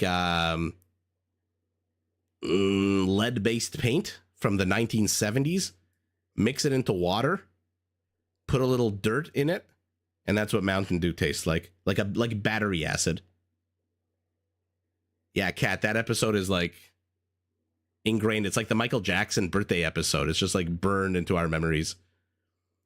So I don't know who wins. I mean, never mind. There are more woads. If the numbers were reversed, it would be interesting. But 285 sergeants, 271 woads. Economy is not too dissimilar. Less than 10%. Trade rate didn't really go up very much for both players. Although not the longest game. 62 trade carts to 13. Oh no, that's just because he lost a bunch.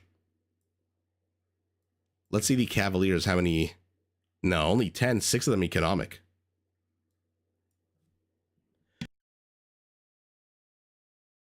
Yeah, I hate Mountain Dew. I hate Mountain Dew. To me, it tastes like battery acid.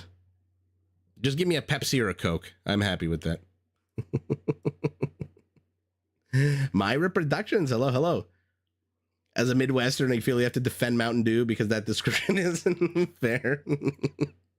As a Midwesterner, how close do you live to a Buc-ee's?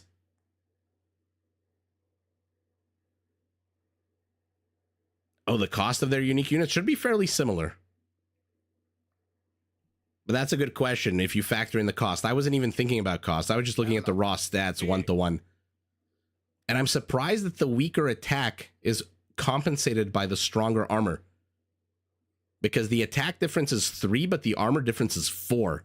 So that makes sense. So he does do 1 differential of damage. Interesting. All right. I think we've got a Huang game after this. You haven't heard of one, so no. Fair enough. Oh, David, you're drinking coffee? Now you're like a real coder. Now you're like a real computer nerd. Mountain Dew. All right, let me make sure that I've got the players' names right this time.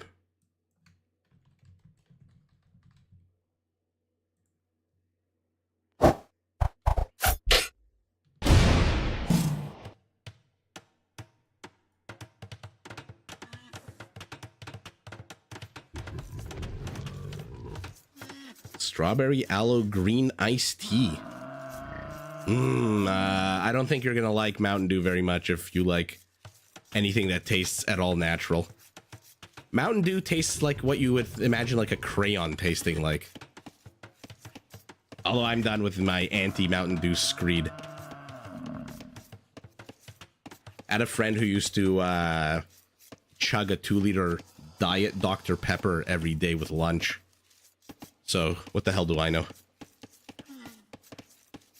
You want to be prepared for the caffeine content? Interesting. I didn't know the caffeine was that different. Four Loko? Four Loko is like bonkers. Four Loko, isn't that an energy drink?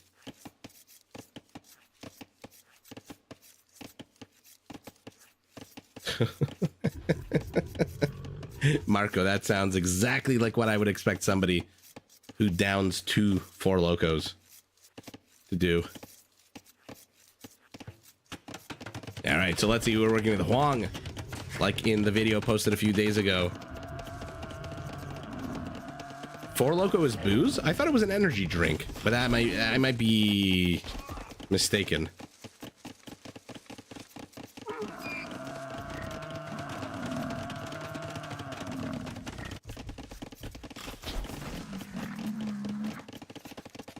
Shuatang redeeming words. Okay, I gotta get a pen and a paper. Bear with me. Mongols villager farm.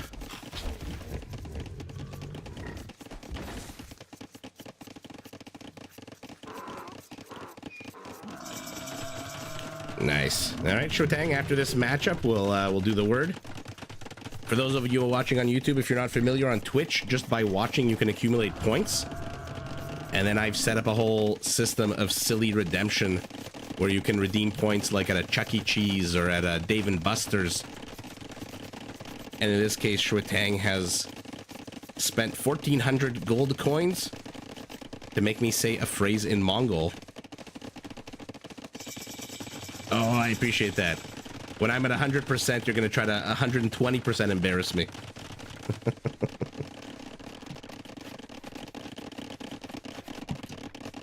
Oh, it's a boozy energy drink. Okay, so I was like half right. Mountain Dew didn't have caffeine in Canada because of some word law. I can see that. I can see that.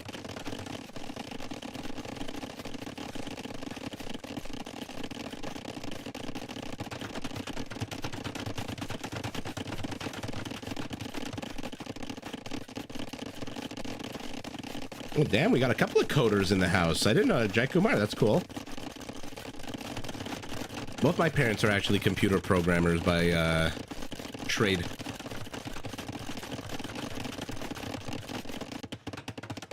I grew up with a lot of... I myself am like the complete opposite. Know nothing about technology.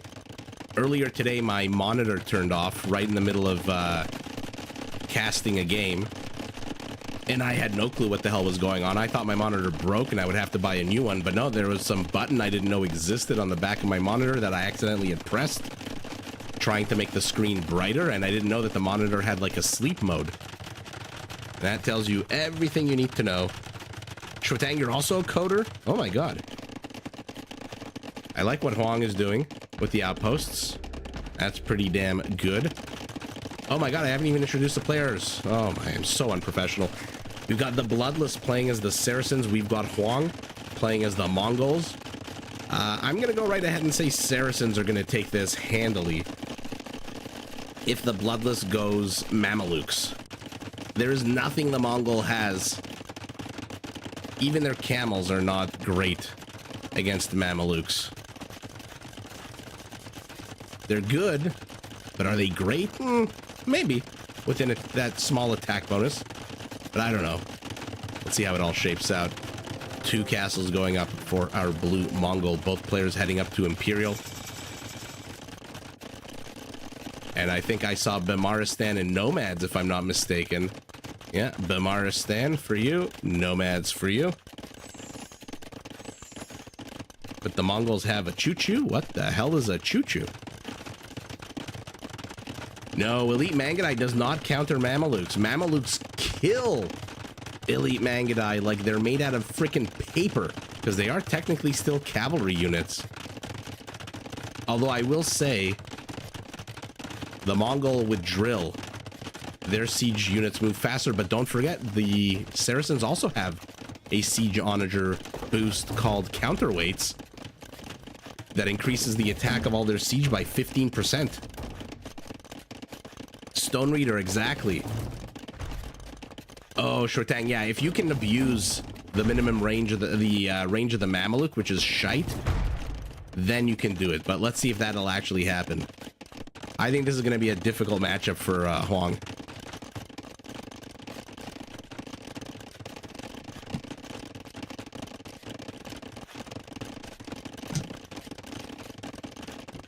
You're learning Java and networking with a bit of web development. Cool, cool.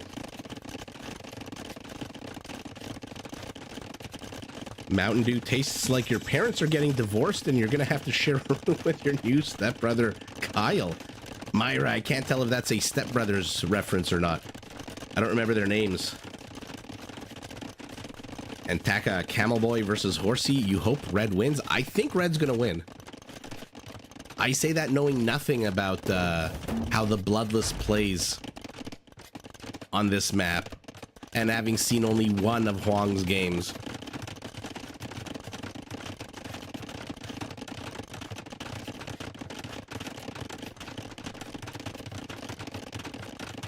Four Local was 12% alcohol, 156 milligrams of caffeine. I mean, I don't know, but that sounds pretty high to me, Steve. Oh, Jai Kumar, this is Michi. This is the map we're on tonight. There's a big forest between the players that you have to cut through. Although it looks like he pulled a John Slow and didn't cut enough. And everyone starts with a neutral market so that you can actually trade in a 1v1. There's counterweights, by the way. Do we have drill yet? Not yet for our Mongol. Where are these trade carts going? Holy shit, what a terrible route for trade. Why did he build it so far into the battle area? Aw, Shwitang. I hope the Mangadai don't live. I hope the Mangadai don't die. I hope they Mangu live. Aw. That's very cute. That's enough for 5 coffees? Yeah, that sounds like a bit much. Like anything in triple digits milligrams sounds like a bit much. By the way, Huang should see this coming from a mile away. What is he gonna do? Is the question. Another shitty cut here for red. It's not, but it should have been. Okay. I was wondering who Kyle was.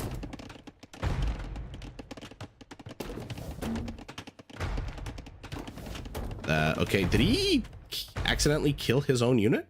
It looks like that, right? 1 kill, 1 loss.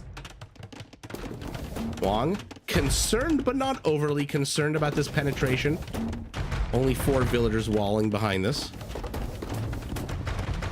Didn't the Mamelukes defeat the Mongols historically? I believe they did in Ain Jalut, if I'm not mistaken. Energy drinks you drink have 300 milligrams of caffeine per can? That's ridiculous. Oh my god, he's trying to outmaneuver them with drill. It's not even enough to one-shot them. That's why you need siege onagers. And he is going Mamelukes. Okay, let's freaking go. How can you nap after you had 20 cups of coffee's worth?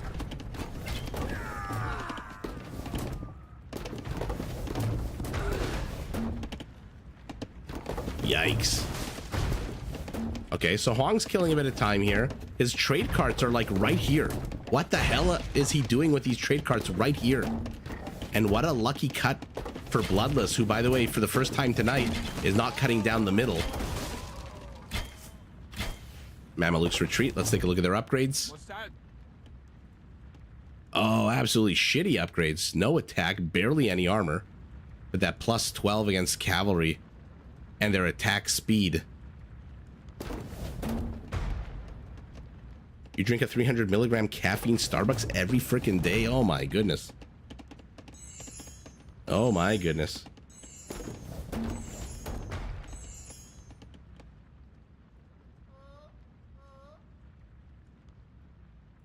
Okay, players have backed away after killing a little bit here, a little bit over there.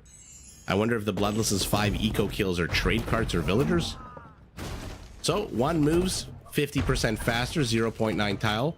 1 attacks, 75 plus 12.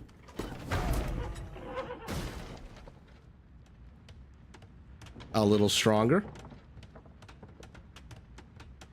Huang could win this if he uses good attack rounds. Big if.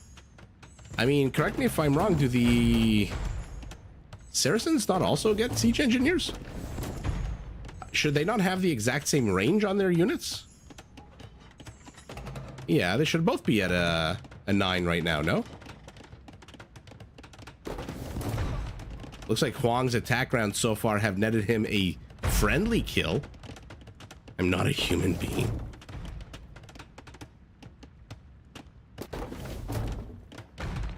Oh yeah, let's see a big onager battle here.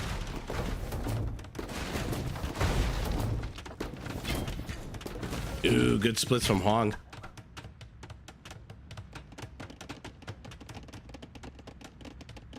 Now, another cool similarity of these civilizations is their hussars. The Mongol one comes with more HP but doesn't have the last armor upgrade, whereas the Saracen one is basically perfect. A lot of cool similarities in these in this matchup. I like that both players have walled behind this. This is not something... Actually, forget that. Never mind. I was about to say it's not something we've seen yet. 2 players walling in. Where's this villager going? 160 civilian population for blue. 140 for green. Oh, Huang's attack rounds are not that good. Not that... But wait a second. Wait a second. Oh, man. By the way, another interesting thing. Mangadai HP is 80. Mameluke is 133. So you got to factor that in. It's got 53 more HP and comes with an attack bonus. And Marco wants me to say something in Georgian, which I can already imagine is not going to be very easy. Georgian's male chop. Okay. Just going to write that down.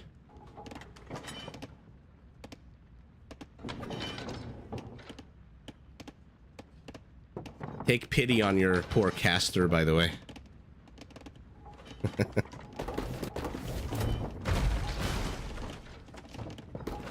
Yeah, Myra, who doesn't love the mangonel fights?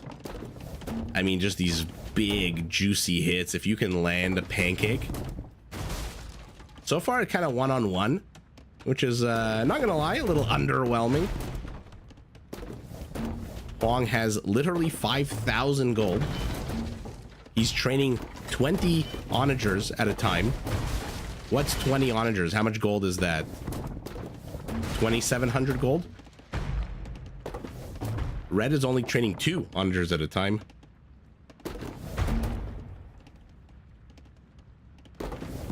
Jai Kumar, they can, but they have to use their trebuchets.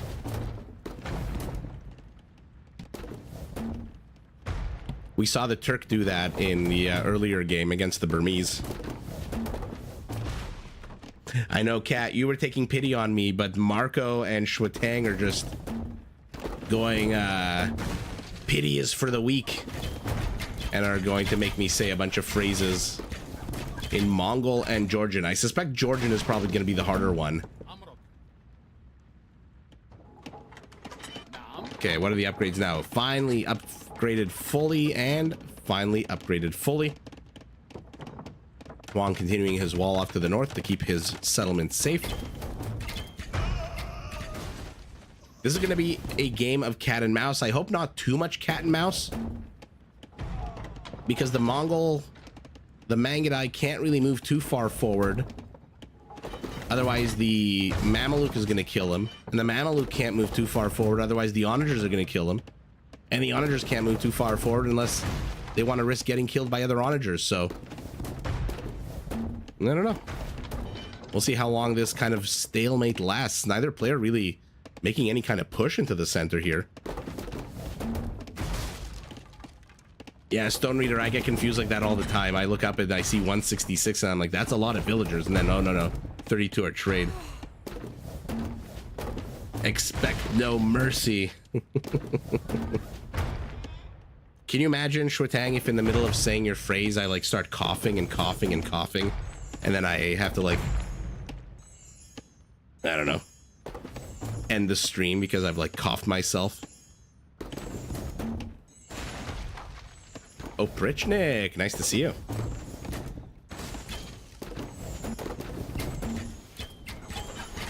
A late night show indeed. Not too sure what Setkama?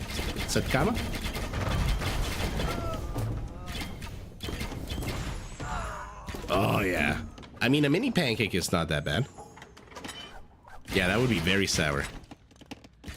Although I suspect maybe a live stream where the streamer has to be hospitalized during the live stream might be a nice clickbaity viral video. You'll never believe what happened to me during my live stream. LOU in Southern Pomo. Interesting. Our Mameluke says enough is enough. Charges in. He's got a few over here, but what are they attacking? The Onagers. Okay.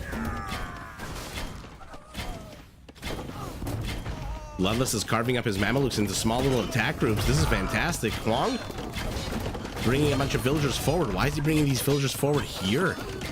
Does he want to build infrastructure of some kind? Kill count 98 to 89. Very confusing. Huang's trade is still being routed here. I mean, for the love, just delete these 3 markets at this point. You don't need these 3 markets. He's training 53 siege onagers at a time. I mean, this is the difference I was talking about in the other game where the players had like 9,000 gold, but they weren't training any units. I like it when players spend their money, but charging into Mamelukes with Hussars is probably the worst idea in the world.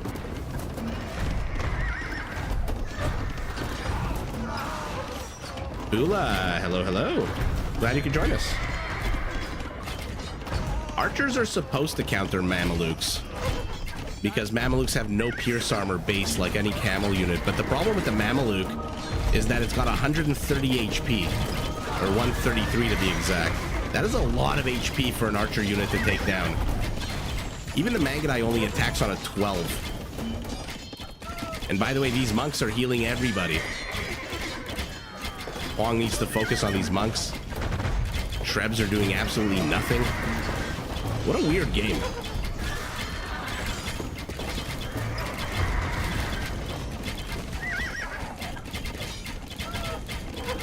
Like, you see how little damage these Mangudai are doing to the Mameluke. Just because it has so much HP.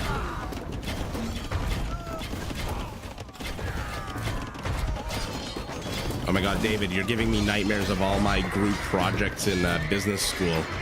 Staying in the computer lab until like 4:30 in the morning and then forgetting to hit save on my document. Minister of Monkey Fisher. Yeah, he's literally spamming onagers right now. Onagers and Hussars against the Mameluke is maybe not an ideal. Yeah, man, this is an absolute epic classic matchup.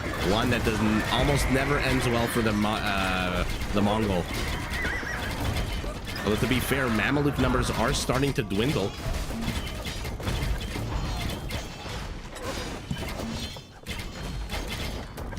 When was this played? I believe in the last 2 days. All of these games, I think, are fairly recent. The last day or two. Gildo, in this map, you start with a neutral marketplace in the corner of the map. So they are both trading with their own neutral markets.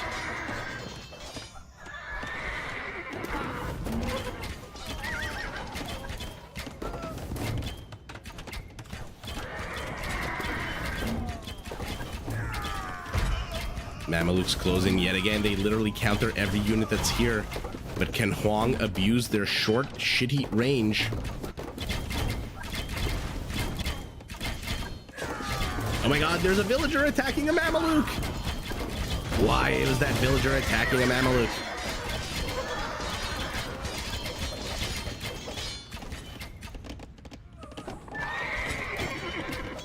Bloodless needs to spawn Scorpion, at least for counter charge? I don't... the Mamelukes. The Saracens don't even get a heavy Scorpion, though. A basic Scorpion against Mangudai? That's not good news.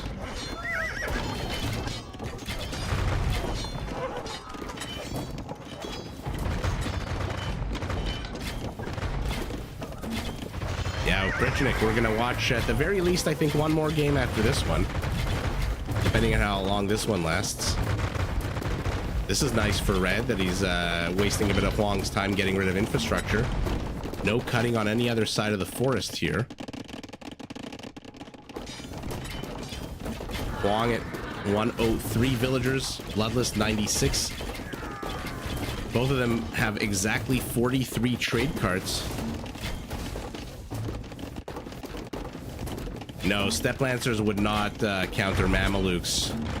Because again, the HP on a Steppe Lancer isn't great, and the Mameluke does 12 damage. Nothing on a horse, unless it's the Cataphract. Holy shit! 1 second. That is a lot of freaking siege onagers. Oh, what a save! What a save! Bad assery from Huang over here, but he's clumped. He's got to be careful not to take another siege onager. Anything on a horse, oh, he kills his own units, is gonna do badly against the Mameluke, unless they come with some kind of special feature like the Lithuanian Lechai, or even the Manaspa doesn't do well, though. I think basically just the Cataphract is the only mounted unit on a horse that I can think of. To counter Mamelukes, you have to go camels. That's the only real mounted way to deal with them, I think. This map for the Bengalis is fantastic. Number one for the trade. Like, you're right, they do give 10% food in addition to gold. And for the boom. Can you imagine Bengalis going up to Imperial with 6 town centers? That's 12 free villagers. Oh no. That is so gross.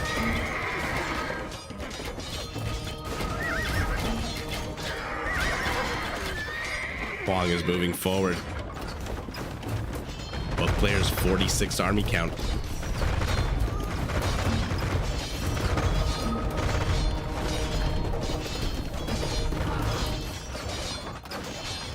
Portuguese also do fantastic. Mangudai are always good. 99% of the time, I would agree. But this is the 1%. Like I said, Mameluke against Mangudai, the Mangudai dies. Mongol siege never disappoints. That is very true. Michi does have neutral markets in a 1v1, yeah.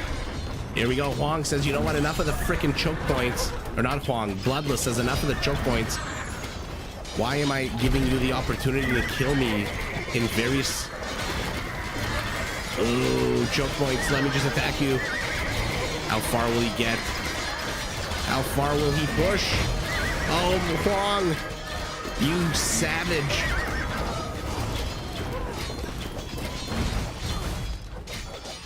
Oh, Yaman, not only is it a neutral marketplace, it's also a 9-villager start, which is fun. Why is Huang... Wait a second. Did he convert that onager and then use it to kill 2 onagers? Bloodless with the monk? Does have 2 conversions. And our Mongol has pushed this army back. Huang looked like he had an invincible freaking army. And then he killed half of it himself. He's going infantry as the Mongols. Oh, he's got 10,000 wood. If only he was the Persians with Commanderan. He could put up some semblance of an army. But what the hell are you going to do with only 10,000 wood? That friendly fire was just gross.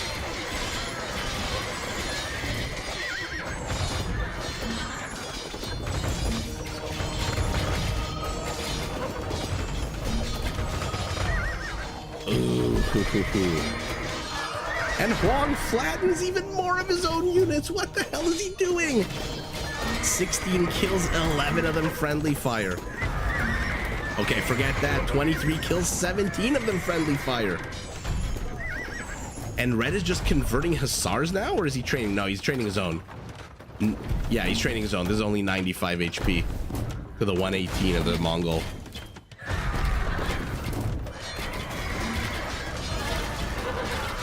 Defense is very strong on this map. The Byzantines, for example, do really well on this map because their defense is so strong. Oh, what an absolute back and forth bloodfest here. You have to sustain an offense, which is hard on this map. Which is why in that game with the Burmese versus Turks, I thought at least as the Burmese, send in your trash units first. Don't waste your gold, but here we go. I mean, look at how long it's taking this many Mangudai just to kill a few Mamelukes, but they're keeping the Mangudai in place while the onagers show up.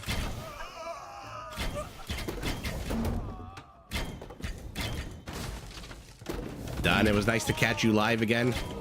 Thank you so much for joining. Have a fantastic rest of your night.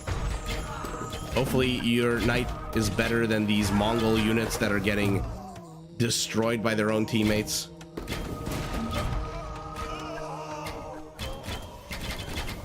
Yeah, man. Yeah, somebody made that point earlier. And I wondered philosophically if... That's a very interesting philosophical question.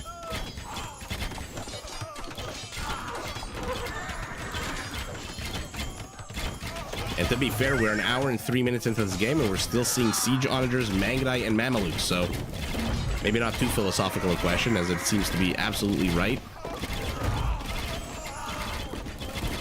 What is Bloodless building up here, by the way? More stables. How many does he have?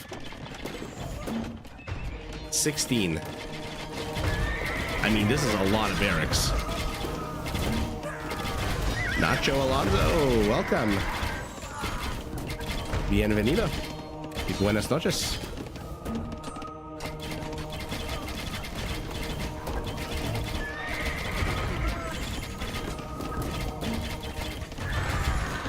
Remember, all these Mongol units are being healed just because there's a monk here.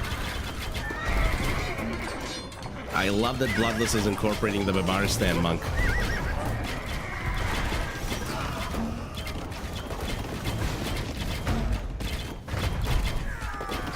Oh, these units are so clumped.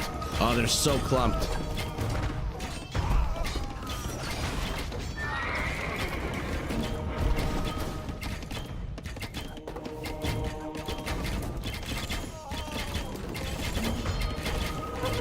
Both of these players have a lot of wood.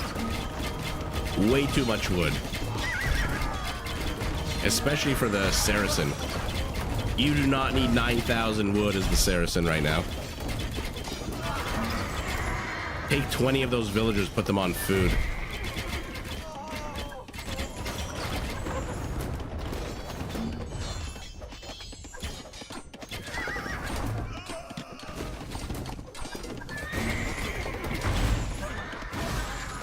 Yeah, Yaman, that's why the thumbnail of the video is love it or hate it. There's no consensus on this map. There was a funny Reddit thread earlier, a day or two ago, that was like, I tried Michi for the first time and the last time. It's basically like Amazon Tunnel on steroids. If Amazon Tunnel came with like a big forest wall in the center of the tunnel. Oh yeah, John, we are still here. We are still duking it out. Onager versus Onager. Craziness.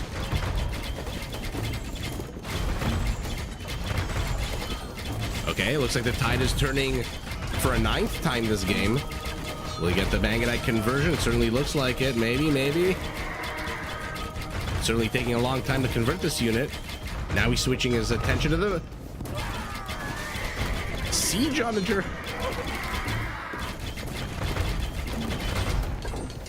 The Monkey Fisher thinks that Huang is going to win. He does have double the army count. 52 trade cards to 70 trade cards. Holy shit. That's a lot of trade cards. Counterweights is really bad. No, counterweights is amazing for trebuchets and bombard cannons. If I'm not mistaken, counterweights also affects the bonus. 83 building versus 72. So you can imagine the 250 attack bonus against buildings increased by 15%. It sucks for like their scorpions, which are terrible. The rams are okay. They already do so much bonus damage and damage. Onagers is not bad. It means they can one-shot a lot of units that a basic Onager won't kill with the tapering effect and the area of effect damage. If that makes sense, like the 1.4 tiles of 1.5, sorry, blast width. Is Huang gonna win this with Hussars and Pikemen? What the actual hell is happening?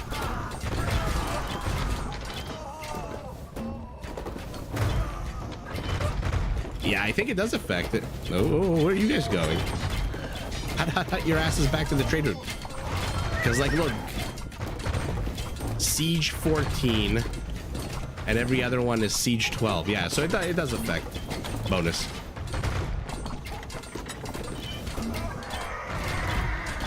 So like I said, like, for some of their units, it's shit. But for trebuchets and bombard cannons... Or actually, does it affect bombard cannons? I don't know if it affects bombard cannons. I'm trying to think if counterweights affect bombard cannons.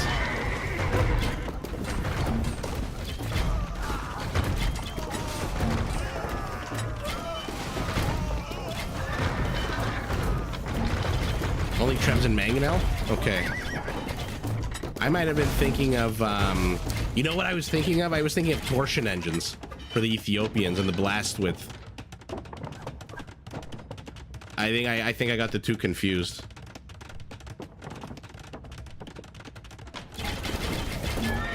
I just learned that if you do this map on Ludicrous, your trade cart will bring back 279 gold. Holy shit. And it'll take about 5,000 years to make it. Bye-bye pikemen as they chase, getting scimitard down to hell.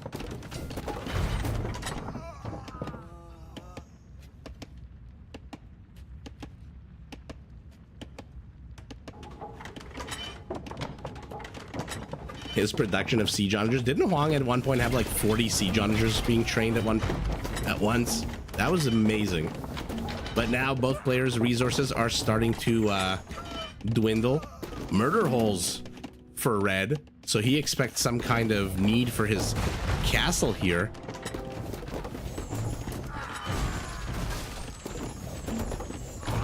Blue is forcing onager shots onto a choke point, which means that Bloodless has destroyed his own gate, and... Okay. I mean, you know you move 50% faster. You could have just dodged that.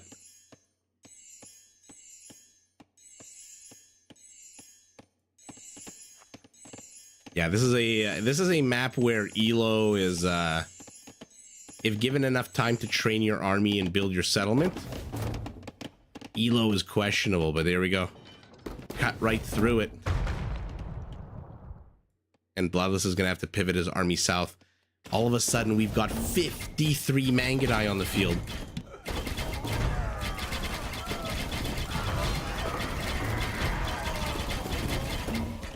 Oh no, oh no. 3 of them are heading to the trade. Is he deleting trade carts? What the hell was that? I think Bloodless is deleting trade carts right now. Oh shit, I apologize. I missed a bit of action here.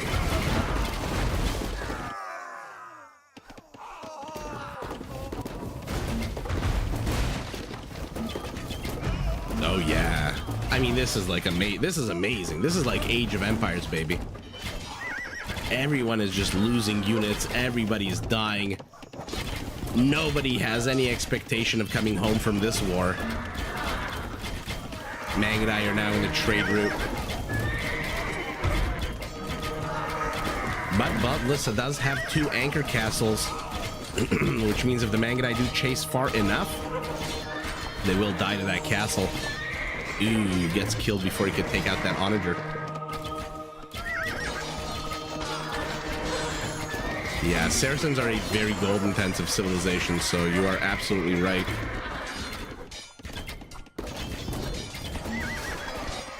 Okay, onagers are falling. Huang has 2 onagers left. Bloodless 4.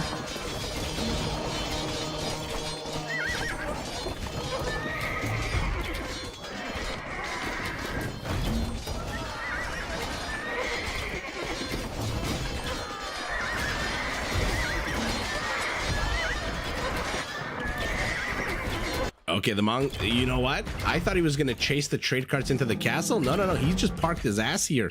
He's killed like 20-something trade carts. 22 trade carts.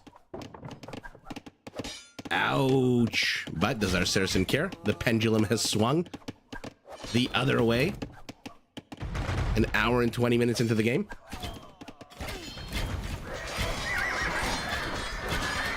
So what's the consensus in the chat? Do we like Michi? Do we not like Michi?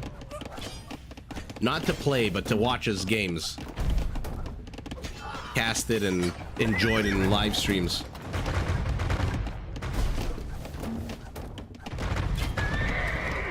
This is a bit of a test stream for Michi, because more and more players are starting to play it.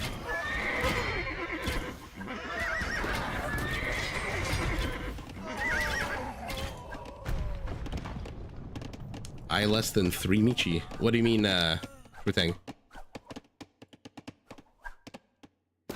By the way, the Mamluks finally cleaning up those Mangudai. Or actually, no, these guys have 0 kills. So who killed the Mangudai?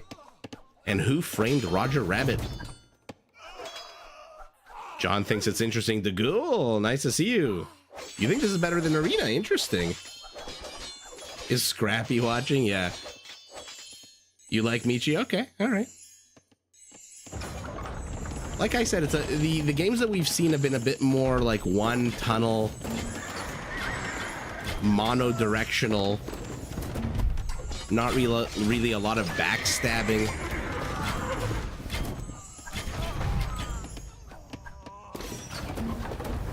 $61 trade cards for the Mongol, 48 left. Chef Devbot, less than 3 is -3. Oh, damn. Betrayed by my age. Shwetang. You got me there. You heart Michi. Nice.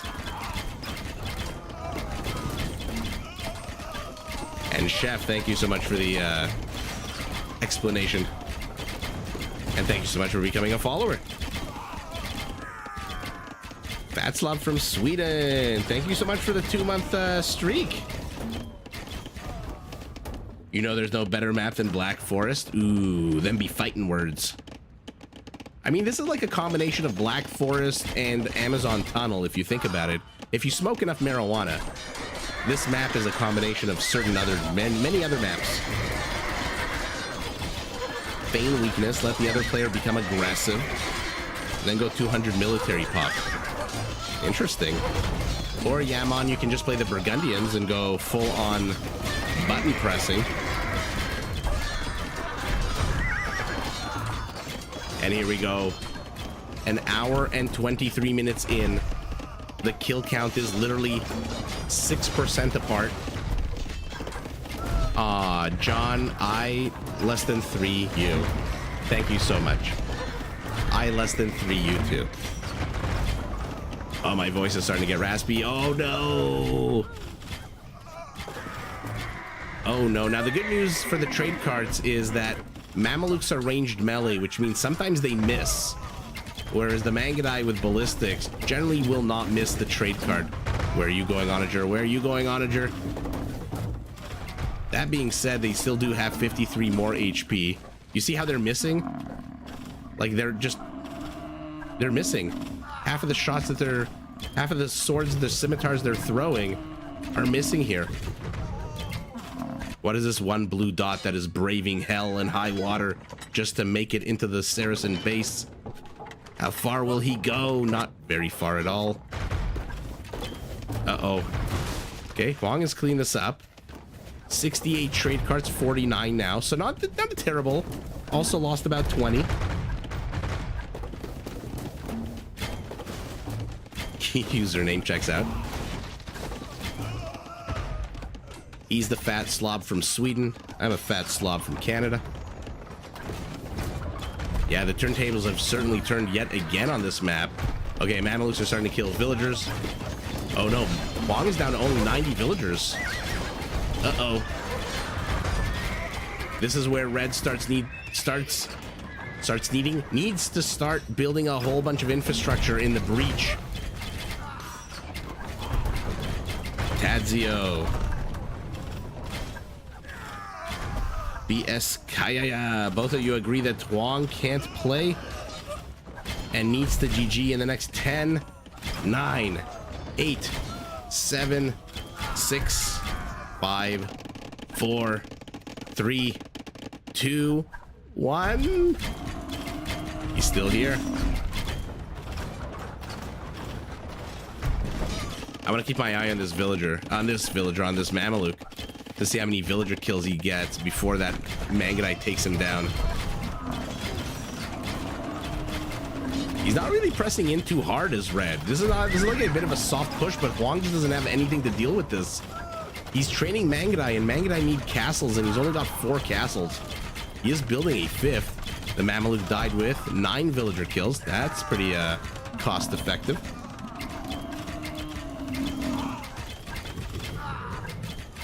Does Valis play 1v1s? Ooh. Not on this map. Oh my god. They just parked their asses here. But a castle full of Mangudai fires machine gun arrows. Look at this.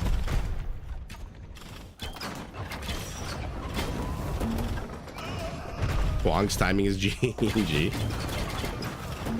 I can just see Huang right now, shirtless, sitting in that room all frustrated. Furiously focused on the screen. a bunch of trolls in his chat. His chat seems to always has a lot of trolls in it. I always feel bad. I'm like, this guy's a fantastic player. He's got like OG credentials. Trade card, trade card. And there's always so many jerks in his chat. No, he's not by the pool. He's in some like kind of big room, open room. And he's always shirtless. Let's see if the Mangadai can clean up some of these onagers. Fantastic movement. Beautiful movement until he gets pancaked. And the Mangadai count halved yet again. And now it is truly GG. He can't defend this western half of his base anymore. All of his army is here and they are dying to Mamelukes. This is what a Mameluke does to anybody on a horse. Ouch. 64 gold that is not reaching its destination. Okay, I think now you can count down from 10 and have it as a GG. Yeah, Willie Mac, I'm a Huang Sim too. I love watching his live. I always chat encouraging things in his chat, and he not once has he ever read them. But the ones that are mean, he always reads them, and he always gets so angry at them. But I'm always like, good job, you know? Hard matchup. You did fantastic, and he always ignores me. Oh, I've seen some of those Latin American chats. They are ruthless. I don't think I've ever seen as much backseating as I've seen in a LATAM chat. Oh my God. An hour and 32 minutes. I feel like my voice is... Yikes. Oh, you replaced the dead trade cards with army? That's a good point, actually. So Huang may not have wanted to kill only 22. Either kill all 70 or don't kill any at all. 563 Mamelukes, 461 Mangadai. What's the Hussar count? About the same, about 10% difference. 170 siege onagers. Freaking ridiculous. Wow. I mean, bloodless with a very relaxed APM. Look, I said this was a hard matchup for the Mongols, but lasting an hour and a half? The pikeman move was questionable. The other day, Micah was roasting everyone in Nico's chat. Yeah, it's, I don't know. I'm not a fan of, like, roasting or whatever, like, being mean to people. Maybe in my younger days. Resources collected. I mean, let's take a moment and appreciate these two players. After 92 minutes, resources gathered are identical. 3,000 of, and first of all, Huang at exactly 246,000 is about as OCD as you could possibly get in Age of Empires. And this is my question. Somebody in the chat, somebody in the comments watching this afterwards. Why is there 4204 stone? Where is the 4 stone from? Somebody please explain this to me. Why is it not 4,200? Each patch comes with 350. Right? So there's 12 patches, which is 4,200. Where the hell is this 4 coming from? It's driving me bonkers. No one has ever explained to me where this 4 comes from. And now you can tell that I'm OCD because that bothers me. But let's see, gold here, even though, oh no, the difference in trade is basically the gold. 14,000 more food, but about 22,000 less wood.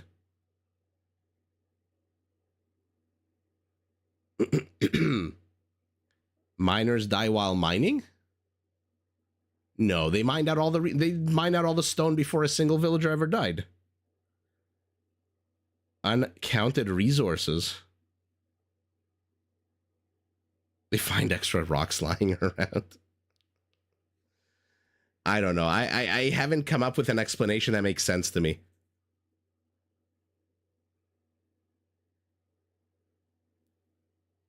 The mystery of the 4 stone.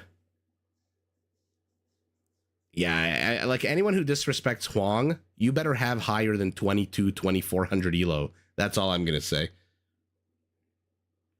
Miner mines 6 stone, dies in a raid, 4 is left.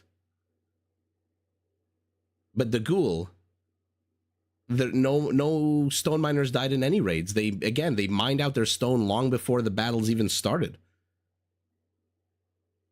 There were no villager quarry deaths at all, and if so, even if there were, I don't think they each killed a villager that was carrying 6 stone.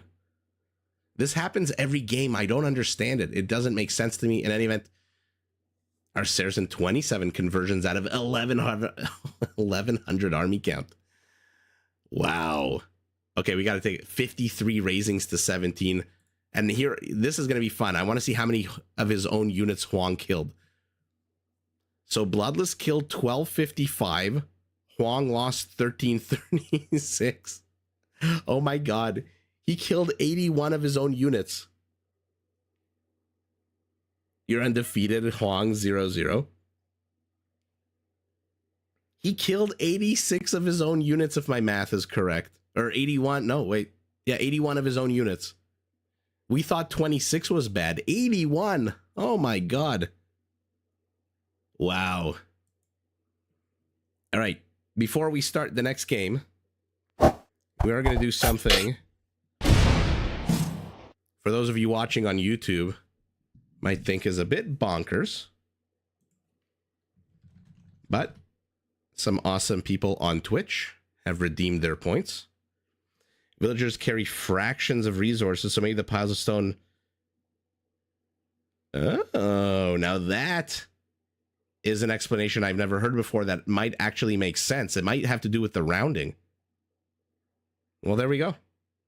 That actually might make... That's the most sensical explanation that I've heard. 800 food, 200 gold. Oh. Okay. Willie Mac Show with the facts. All right, if you're wondering why we're on the fandom page for the Mongols, it is because Shwetang would like me to say the Mongol. So if those of you watching on YouTube, again, on Twitch, you can collect points and then make me try to embarrass me by making me say phrases. And in this case, Mongol villager farm. Oh, Shwetang. Oh, Shwetang. Oh my god. So the first word, Hudai. Hudai Twinishluch. Oh, there's a ch in there. Hudai Twinichluch. Hudai Twinichluch. I think that's pretty good, right, Shwetang? Hudai Twinichluch. Well, that wasn't too bad. Okay. And now we do... I was going to type the command, and now Marco would like the Georgian villager chop. So if you're watching this on YouTube, get your ass to Twitch so you can make me draw anything from the game. You can make me say any words. And here we go. Oh my god, there's like a... Kismikapelli. Kismikapelli.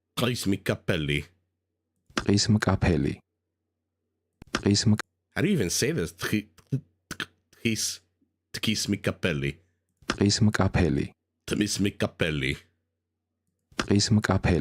Trismikapelli. I can't say the TQ. It's hard for me with my cold. It's like Trismikapelli. Oh my goodness. All right. Marco, I hope that was good enough. And now we're back to our regularly scheduled programming. Look at, wow, nobody left from YouTube. Interesting. Okay. We're going to watch one more game, and then I believe we will call it a night. And just bear with me. I need to find...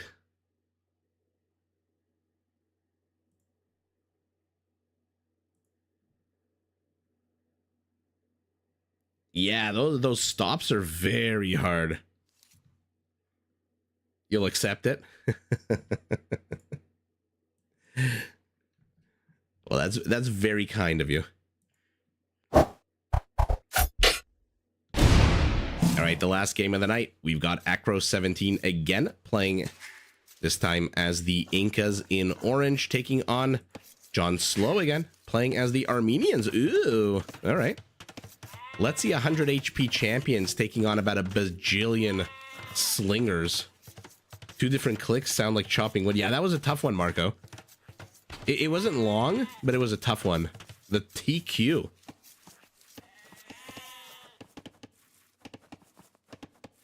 Those phonemes are hard. Yeah, I mean, some of the, I'm glad that the Shuatang and Marco took a bit of pity on me and didn't do anything. And although I suspect some of those ones that we've seen in the past, the one that sounds like, you know, they say if you play a, who did Stairway to Heaven? The Led Zeppelin. If you play a Led Zeppelin record backwards, it's like a message from the devil. Some of the phrases that we've had redeemed, they kind of sound like a record being played backwards. I suspect it's like a placeholder.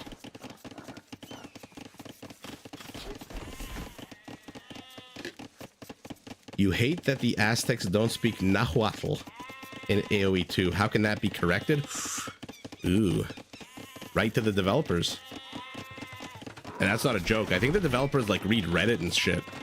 So I think you can actually reach out to them.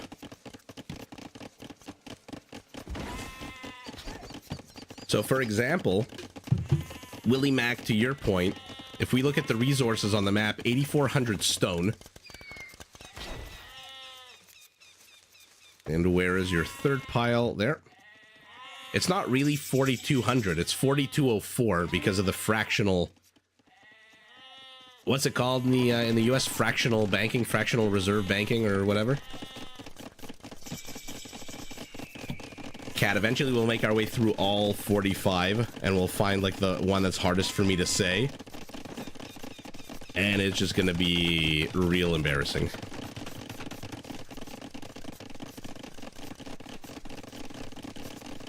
Prashant, thank you so much.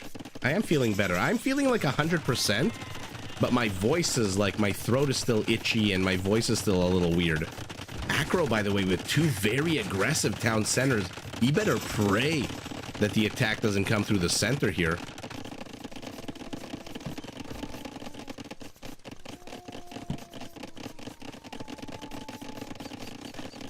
We'll get there eventually, yeah. I love this game, so having a chance to embarrass myself saying the phrases from the civilizations is like a double win for me.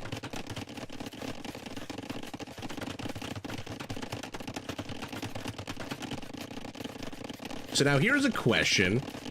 If each stone patch in fact contains not exactly 350, if you were to mine out all the gold on the map and then not do any trading, would you have exactly, what is it, 15,000? Whatever it is? Or would it also be like 15,012? Yeah, Kat, remember that?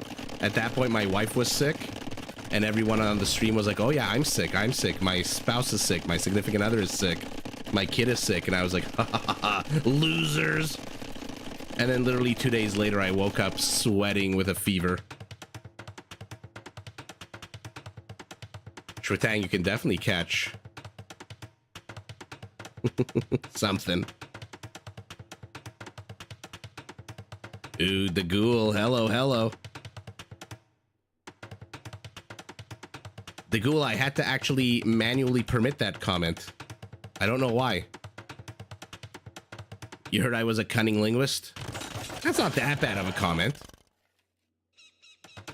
Uh-oh, it looks like on the other side of our map, John Slow, didn't he? Wasn't John Slow the one who lost the villager to a wolf in the first game? Does he not have loom? Oh, because he keeps skipping loom. Our Aztec?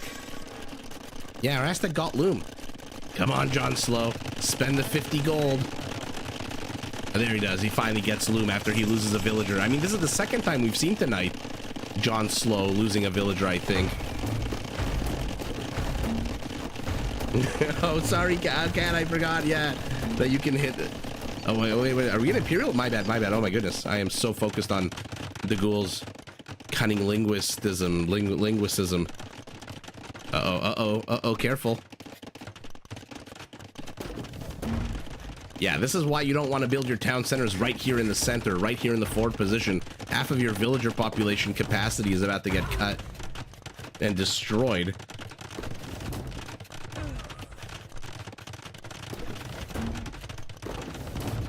So Armenian, not quite at champions. No Feriders. Okay. Cilician fleet, probably not going to get to see that. No fabric shields, no Andean sling. This might be the earliest cut we've ever seen, actually. And John Slow wants to just end it. I was wondering why Dagul's message on Twitch was in gray. And then I read it and I was like, okay. Kamayuks. The longest spear in the game. Let's see it. This is a weird cut here. 2 tiles to the left. Looks like maybe 3 tiles to the right. Villagers are still hacking away at that tree stump. Now the Kamayuk is an amazing unit to have in a choke point. You're a professional troublemaker. Well, you have taken a liking to the right channel. How's the Armenian siege line looking? No siege engineers, no siege onagers.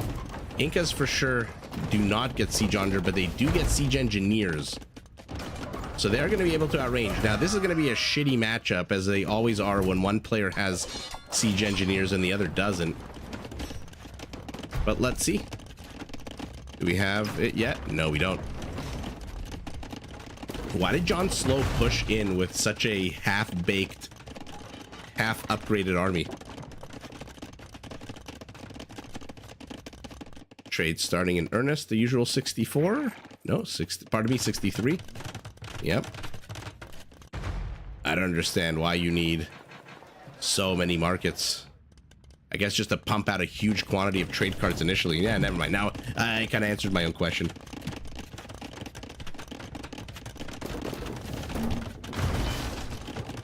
You've been banned from 14 subreddits, including one for Marvel action figures. Why the hell were you banned for one, including... Why were you banned in the Marvel action figure subreddit?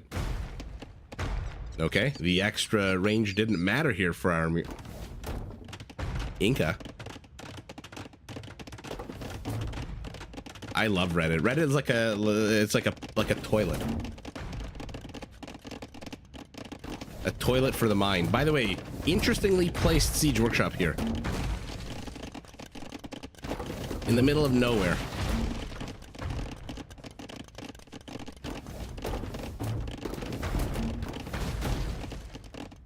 Both players? Okay. A little bit of attack here and there. Nothing too serious.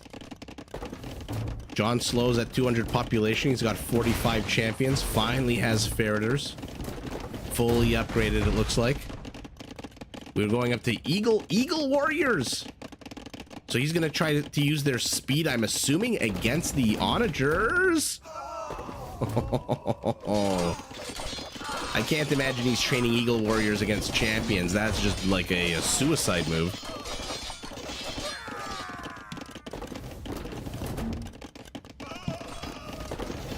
Kat, thank you so much again for gifting a tier 1 membership to the Ghoul. I appreciate that. And I think Acro appreciated it too, because he got a huge pancake here of these champions. But thank you so much.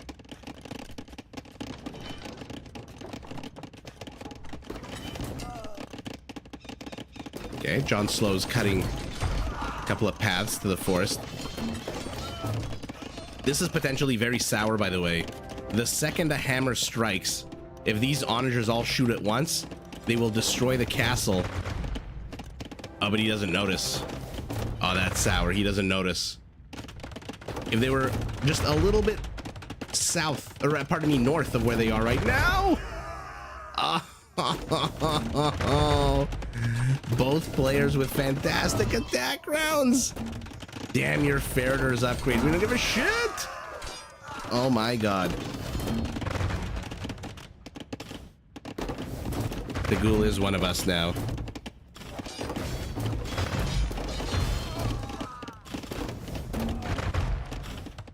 Okay, so you're gonna bust in and then what? Your follow-up army is dead. Not a single soldier reached the front lines. What's the name of the game here?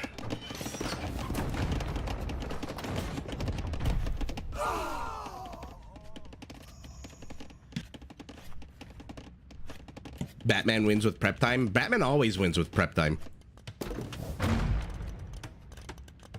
Batman's way too powerful. World's greatest detective, my ass. Marco, thank you so much for joining. Thanks so much for redeeming. Next time I'll be at 100%, I hope, and then you can redeem a real tough one. The ghoul, I'm one of those people that when I see a YouTube poll of like who wins this, I'll be honest, like 4 times out of 5 it's usually Batman. It's hard to beat somebody who, I don't know, like prepares for every eventuality. Come on, let's see it. Let's see a big battle between the long shaft and the extra HP. Oh, this is where the extra range is going to come in so useful, but only 1 treb down. The onagers are moving forward here. They fire their first shot.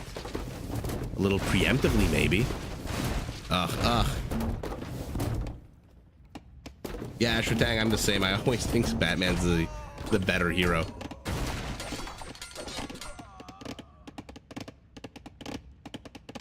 I like that John Slow is starting to wall off his base. Acro already looks like he's created a nice little backup. And let's go. Let's see it. David. I'm glad I could provide you with some ASMR.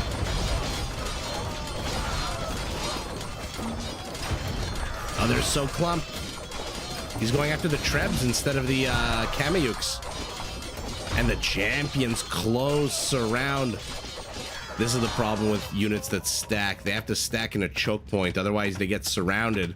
Their stacking doesn't really help because the Kameyuk, like the Steppe Lance, are a really weak unit on the whole. Forget the bonuses and such.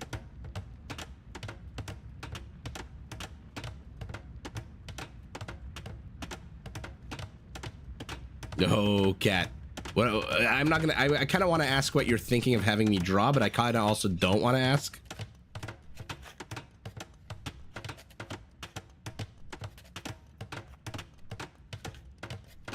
Batman dodged Omega Darkseid's Omega beams. I didn't know that. I mean, that's pretty badass. Ooh, clips one of the Kameyuks.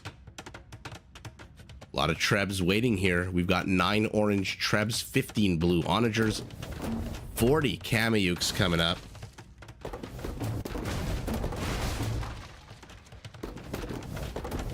Is it a unit or a structure?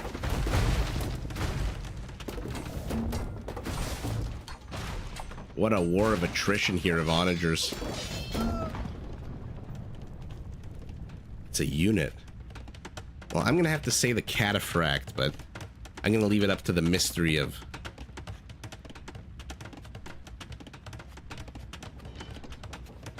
Yeah, share the clip. I didn't know that he was able to dodge. All right, 43 minutes in. 250 total kills in.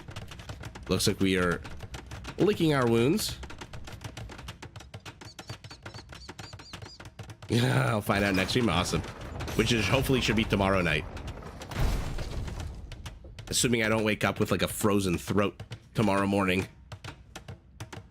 But I have a nice hot steaming tea right next to me right now.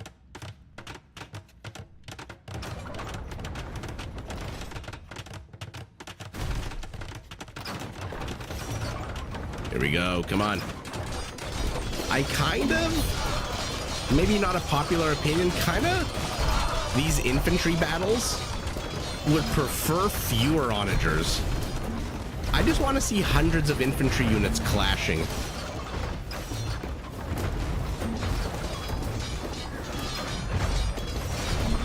Yeah, I'm trying to like hydrate every minute or so.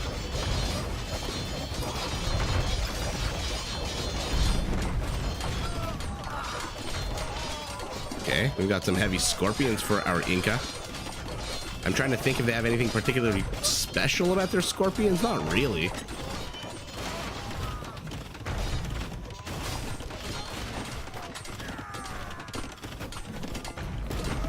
Oh, sure thing. Ben Affleck can do anything.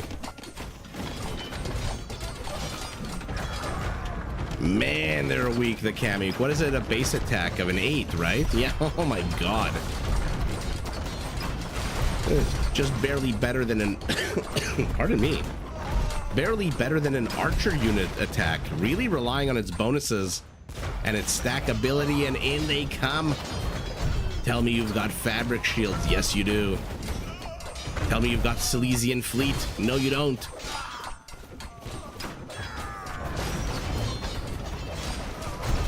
Roaring Moose, you are 100% correct. They are anti-cavalry. Not too sure why he went Kamuyuks.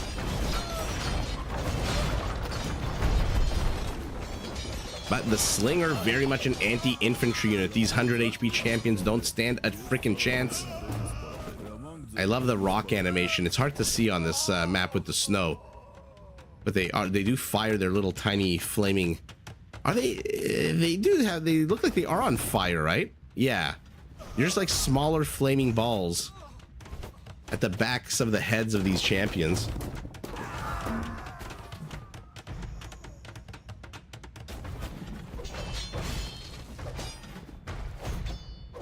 Yeah, the eagle play definitely is a no-go against the Armenians. But to go heavy on the Kamuyuk was a weird choice. This is an army composition I much more prefer.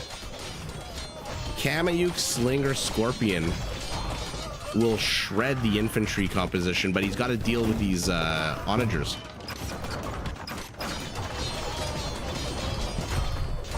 And so far, lacking siege engineers doesn't seem to be affecting these onagers at all.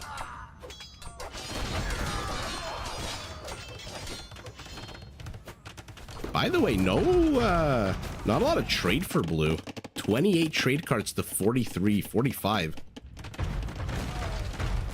It's our Inca, who...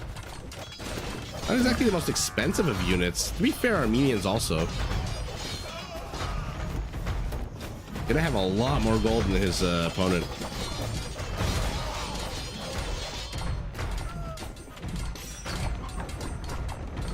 Oh, if only you were a Roman Scorpion or a Khmer Scorpion.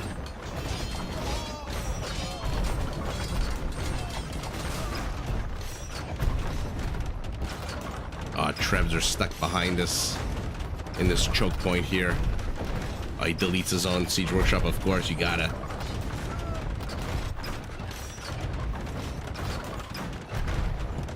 And yet again, way too much wood for our Inca. I don't think you need 50 villagers on wood. Although maybe if you're not done with your trade card production, you do. Let's see it. Another battle. Scorpions should have the same range as the onagers with the siege engineers upgrade. Oh no, but he's closing in on the trebuchets. Oh no, Orange is about to get curb stomped here.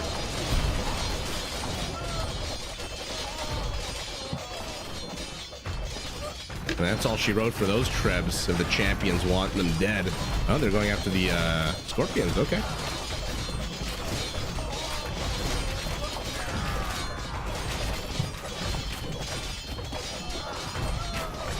But even with 100 HP, 2 castles firing on them. Arbalesters now as well.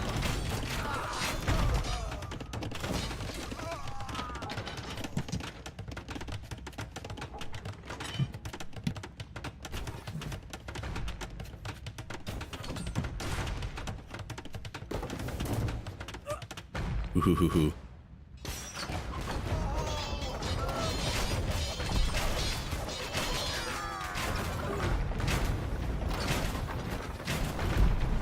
Now, I think Armenians do get Gambesons, so Arbalesters shouldn't do too much damage here to a 100 HP unit.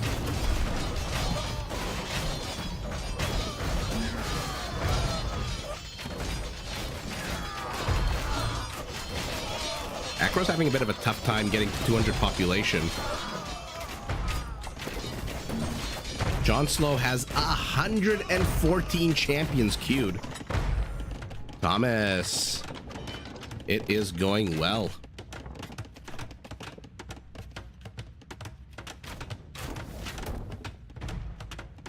We are watching the last game of the evening unfold before our very eyes. Both players 200 pop, ripping into one another, 400 kills each. What's there to complain about? And by the way, like I said, John Slow has 110 champions in the queue. How many barracks does he have? I'm gonna zoom out during the battle. Only 13. That is way too few barracks.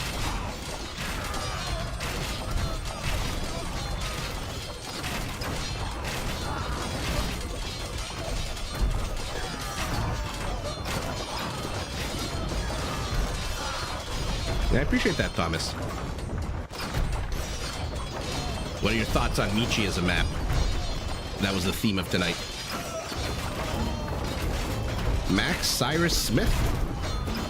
Hello, hello. Welcome to the live stream.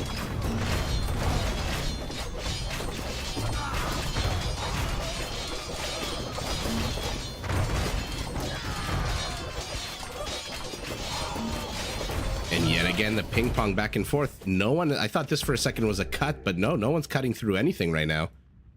I like how Orange is so unconcerned about this second alley that was cut an hour ago. He's not even building a wall to block it off. He's got his castles. He's got his outposts. You can see it coming from a mile away.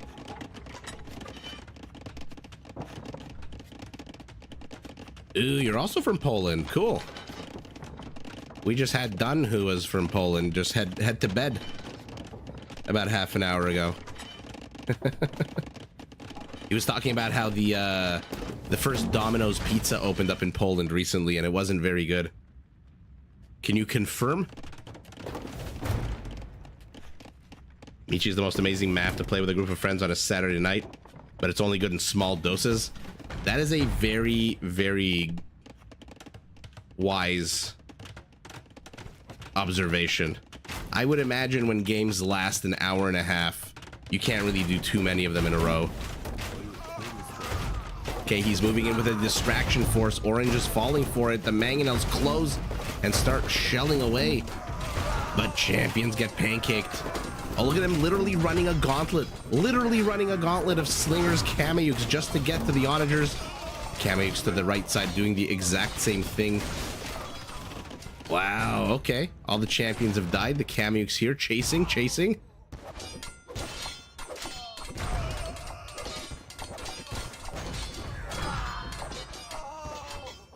Yeah, the one with the dice in the logo. Oh, they're in Poland for yours? I think Dunn said they came in recently, but maybe his definition of recently was also a few years. But he wasn't, or you know what? Maybe he said he tried it for the first time. Chozero, every time I see your name, I get, like, my brain gets confused for a second because I think it's chorizo. Like the Spanish pork product. And then the Z and the R are in the wrong place, and my brain is like, no, it's not chorizo.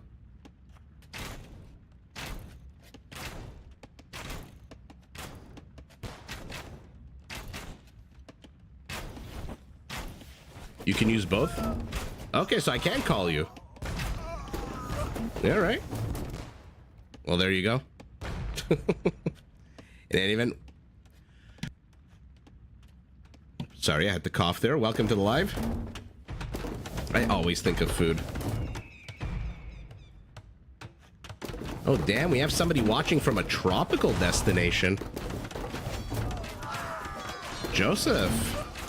Hello, hello. Number one, awesome that you're on vacation. Number two, thanks for watching while you're on vacation. And number three, Bonaire of all places. That is pretty far south. Although I don't know where you're from, so for you that might be pretty far north. That's near Venezuela, no?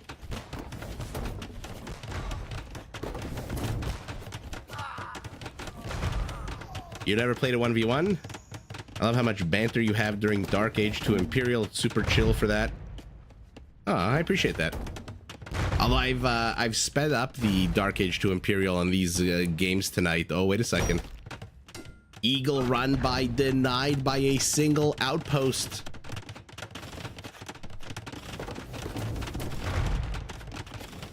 Can you get a pierogi pizza?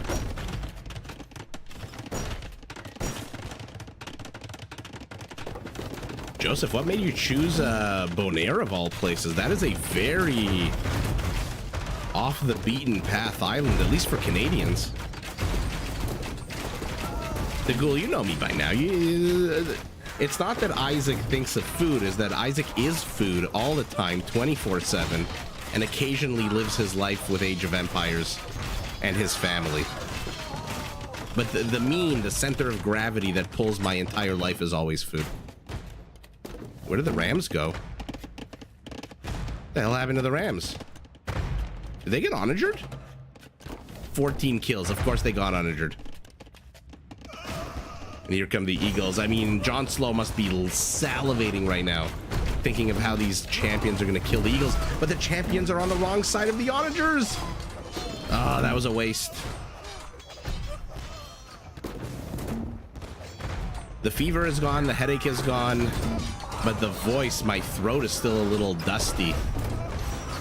I hate that part of a cold or a fever or any kind of like respiratory disease, is that for me, after I fully heal, there's always like a week where my throat still kind of hurts, but I'm feeling fine other than that.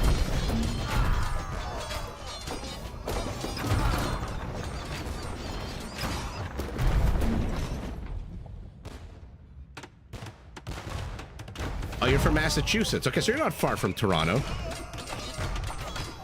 Want to try something different? Was sick of Aruba. You love Curacao.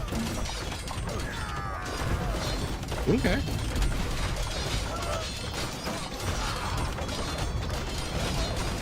Hopefully you avoided the big storm brewing in the southeast when you flew down there. I can't say I've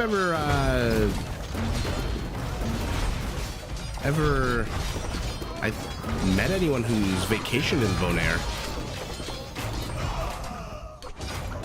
Eagles are not doing great against champs at all. It looks like they're doing great against champs, but they're not. Kyle, hello, hello.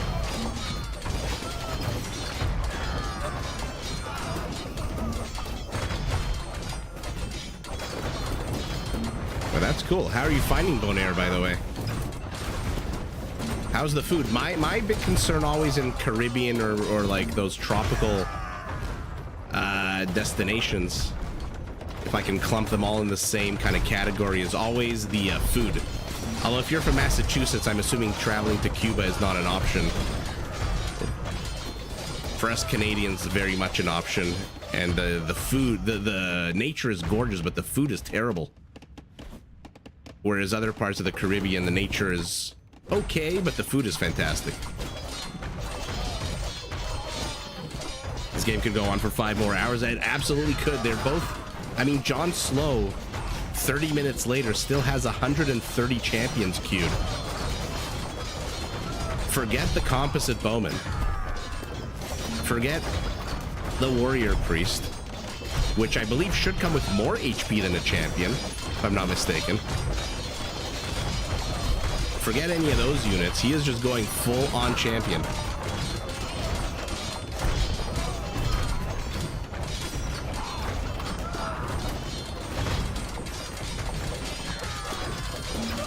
Oh, that's smart.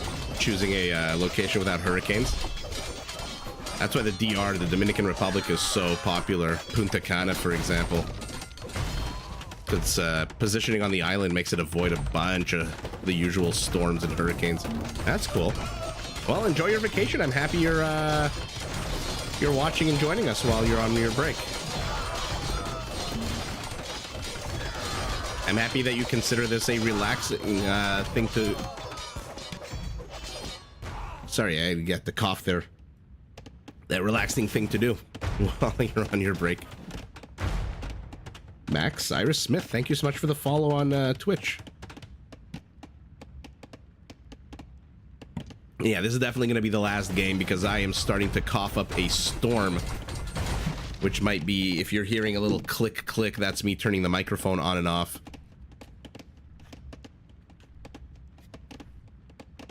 No, the ghoul, we save those numbers for the end when we see the max number.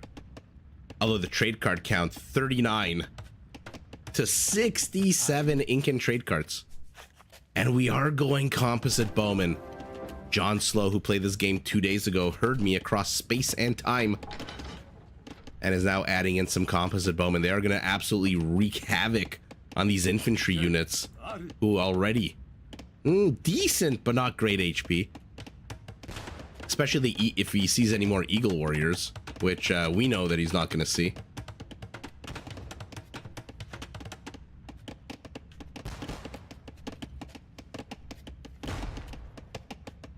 You love the jerk chicken? Man, good jerk chicken is freaking amazing. I appreciate that. I'm glad you enjoy the shorts.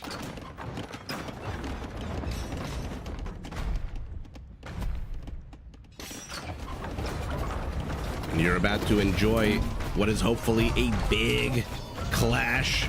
Champions spread out into 3 groups. Onagers finally managed to clip them, but they also kill all the slingers, which is technically the counter unit. Scorpions to the north, minimum range, screws them royally. They all die. So kind of mission accomplished. There's 1 scorpion left. I don't even know where it is. Oh, you're stuck here. I don't think Acro even knows this unit exists right now. So no more scorpions for him. And the follow-up is a massive barrage from Onagers. Nice, decent pancake.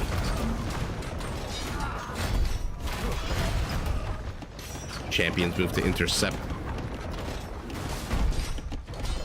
Wheelmac, you're not a composite bowman believer? It's hard to be a believer for a unit that attacks on an 8, but it was so powerful in the beginning when it first came out. Every video I made, it was like wrecking skirmishers, and it was wrecking Eagle Warriors, and it was wrecking everything. Now it's kind of a mid unit. What I don't like about the composite bowman is the elite upgrade does jack shit to it. Yeah, I think it adds 5 HP and a bit of armor, if I'm not mistaken. And it is like ridiculously expensive, prohibitively expensive. Aside from that, this is what it can do. What an absolute crazy slaughter of Kameyuks. And all of a sudden, John Slow discovers the joy of the composite bowman and adds 15 to the training queue. Now, they're not going to do jack shit against siege. They don't ignore this armor. But all of a sudden, the Incan army is in trouble. Just look at the HP falling so quickly. The range, 7, not great, like you said.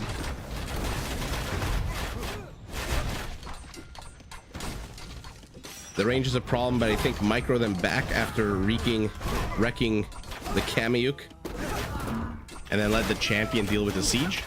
For some reason, John Slow isn't training any more champions. Not a single one. Even though look at his resources, 26,000 food. Holy shit. Okay, he's abandoned his siege here. They should be fully upgraded, right? Yeah. I really don't like when unique technologies or upgrades don't really match what they're supposed to do. And the elite version of this unit, totally not worth it. I mean, it's worth it in a game like this where you can trade with yourself. Where the hell did they go, by the way?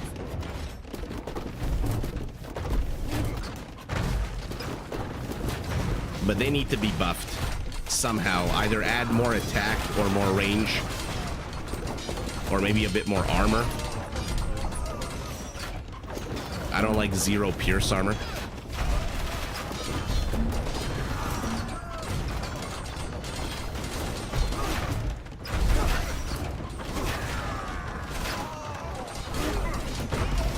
curious, how do you like AoE 4? AOM Retold was disappointing to me. I'm not a fan of AoE 4. To me, it feels a little bit too much like, what's that genre, like, Legends of the Storm and, like, some of the newer Warcraft games. I'm not a fan of those, like, of those types of games. I much prefer the aesthetic of Age of Empires 2, so I never really got into AoE 4. AOM also never really got into it. So I'm like, I wouldn't say like 100%, but like 99.9% all about AoE 2. This is the game that for me during high school was really the, like, helped me out in high school and stuff. And was really important to me. The other games, not so much. John, I'm sorry to hear that you're feeling anxious.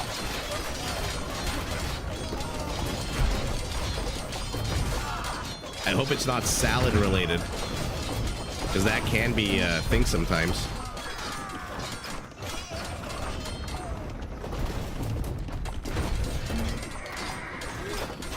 Blue should delete his villagers? Absolutely. This is 50 villagers he can delete safely, add 50 champions, and absolutely overwhelm his opponent right now. But, oh.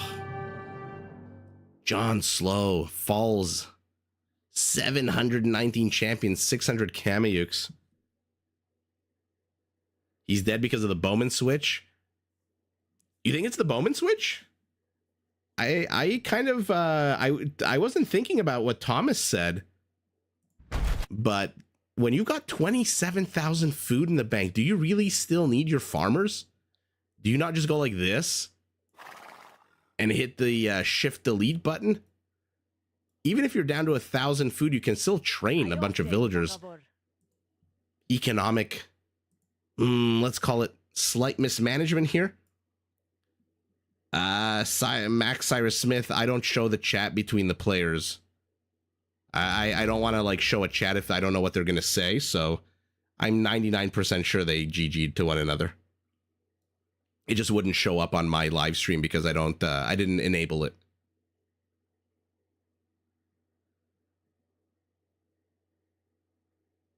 Yeah, Joseph, me too. I played this game back in the 90s.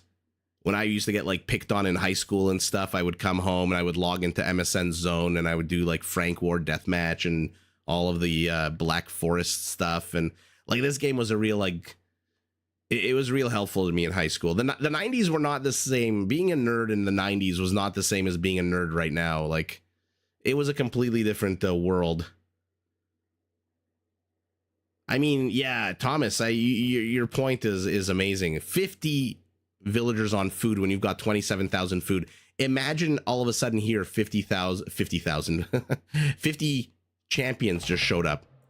So I suspect it's a combo between what you and Willie Mack are saying, is that the unsupported archer unit transition and just way too many villagers. But you know what? Let's see the actual food count. By the way, 600 Kameyuks and 700 champions, 100 composite bowmen, 108 onagers, 149 onagers. These are numbers that are bonkers. Oh, yeah. I mean, that's a 3% difference in economy. Our Inca, 17,000 more trade. And look at the food difference. 30,000 more food. He went way too heavy on the food. I suspect he wanted to go full on champions, but yikes. 30 raisings to 3. And at the end of the day, what is the kill count? Ooh, so close to 1,000. 950 to 978.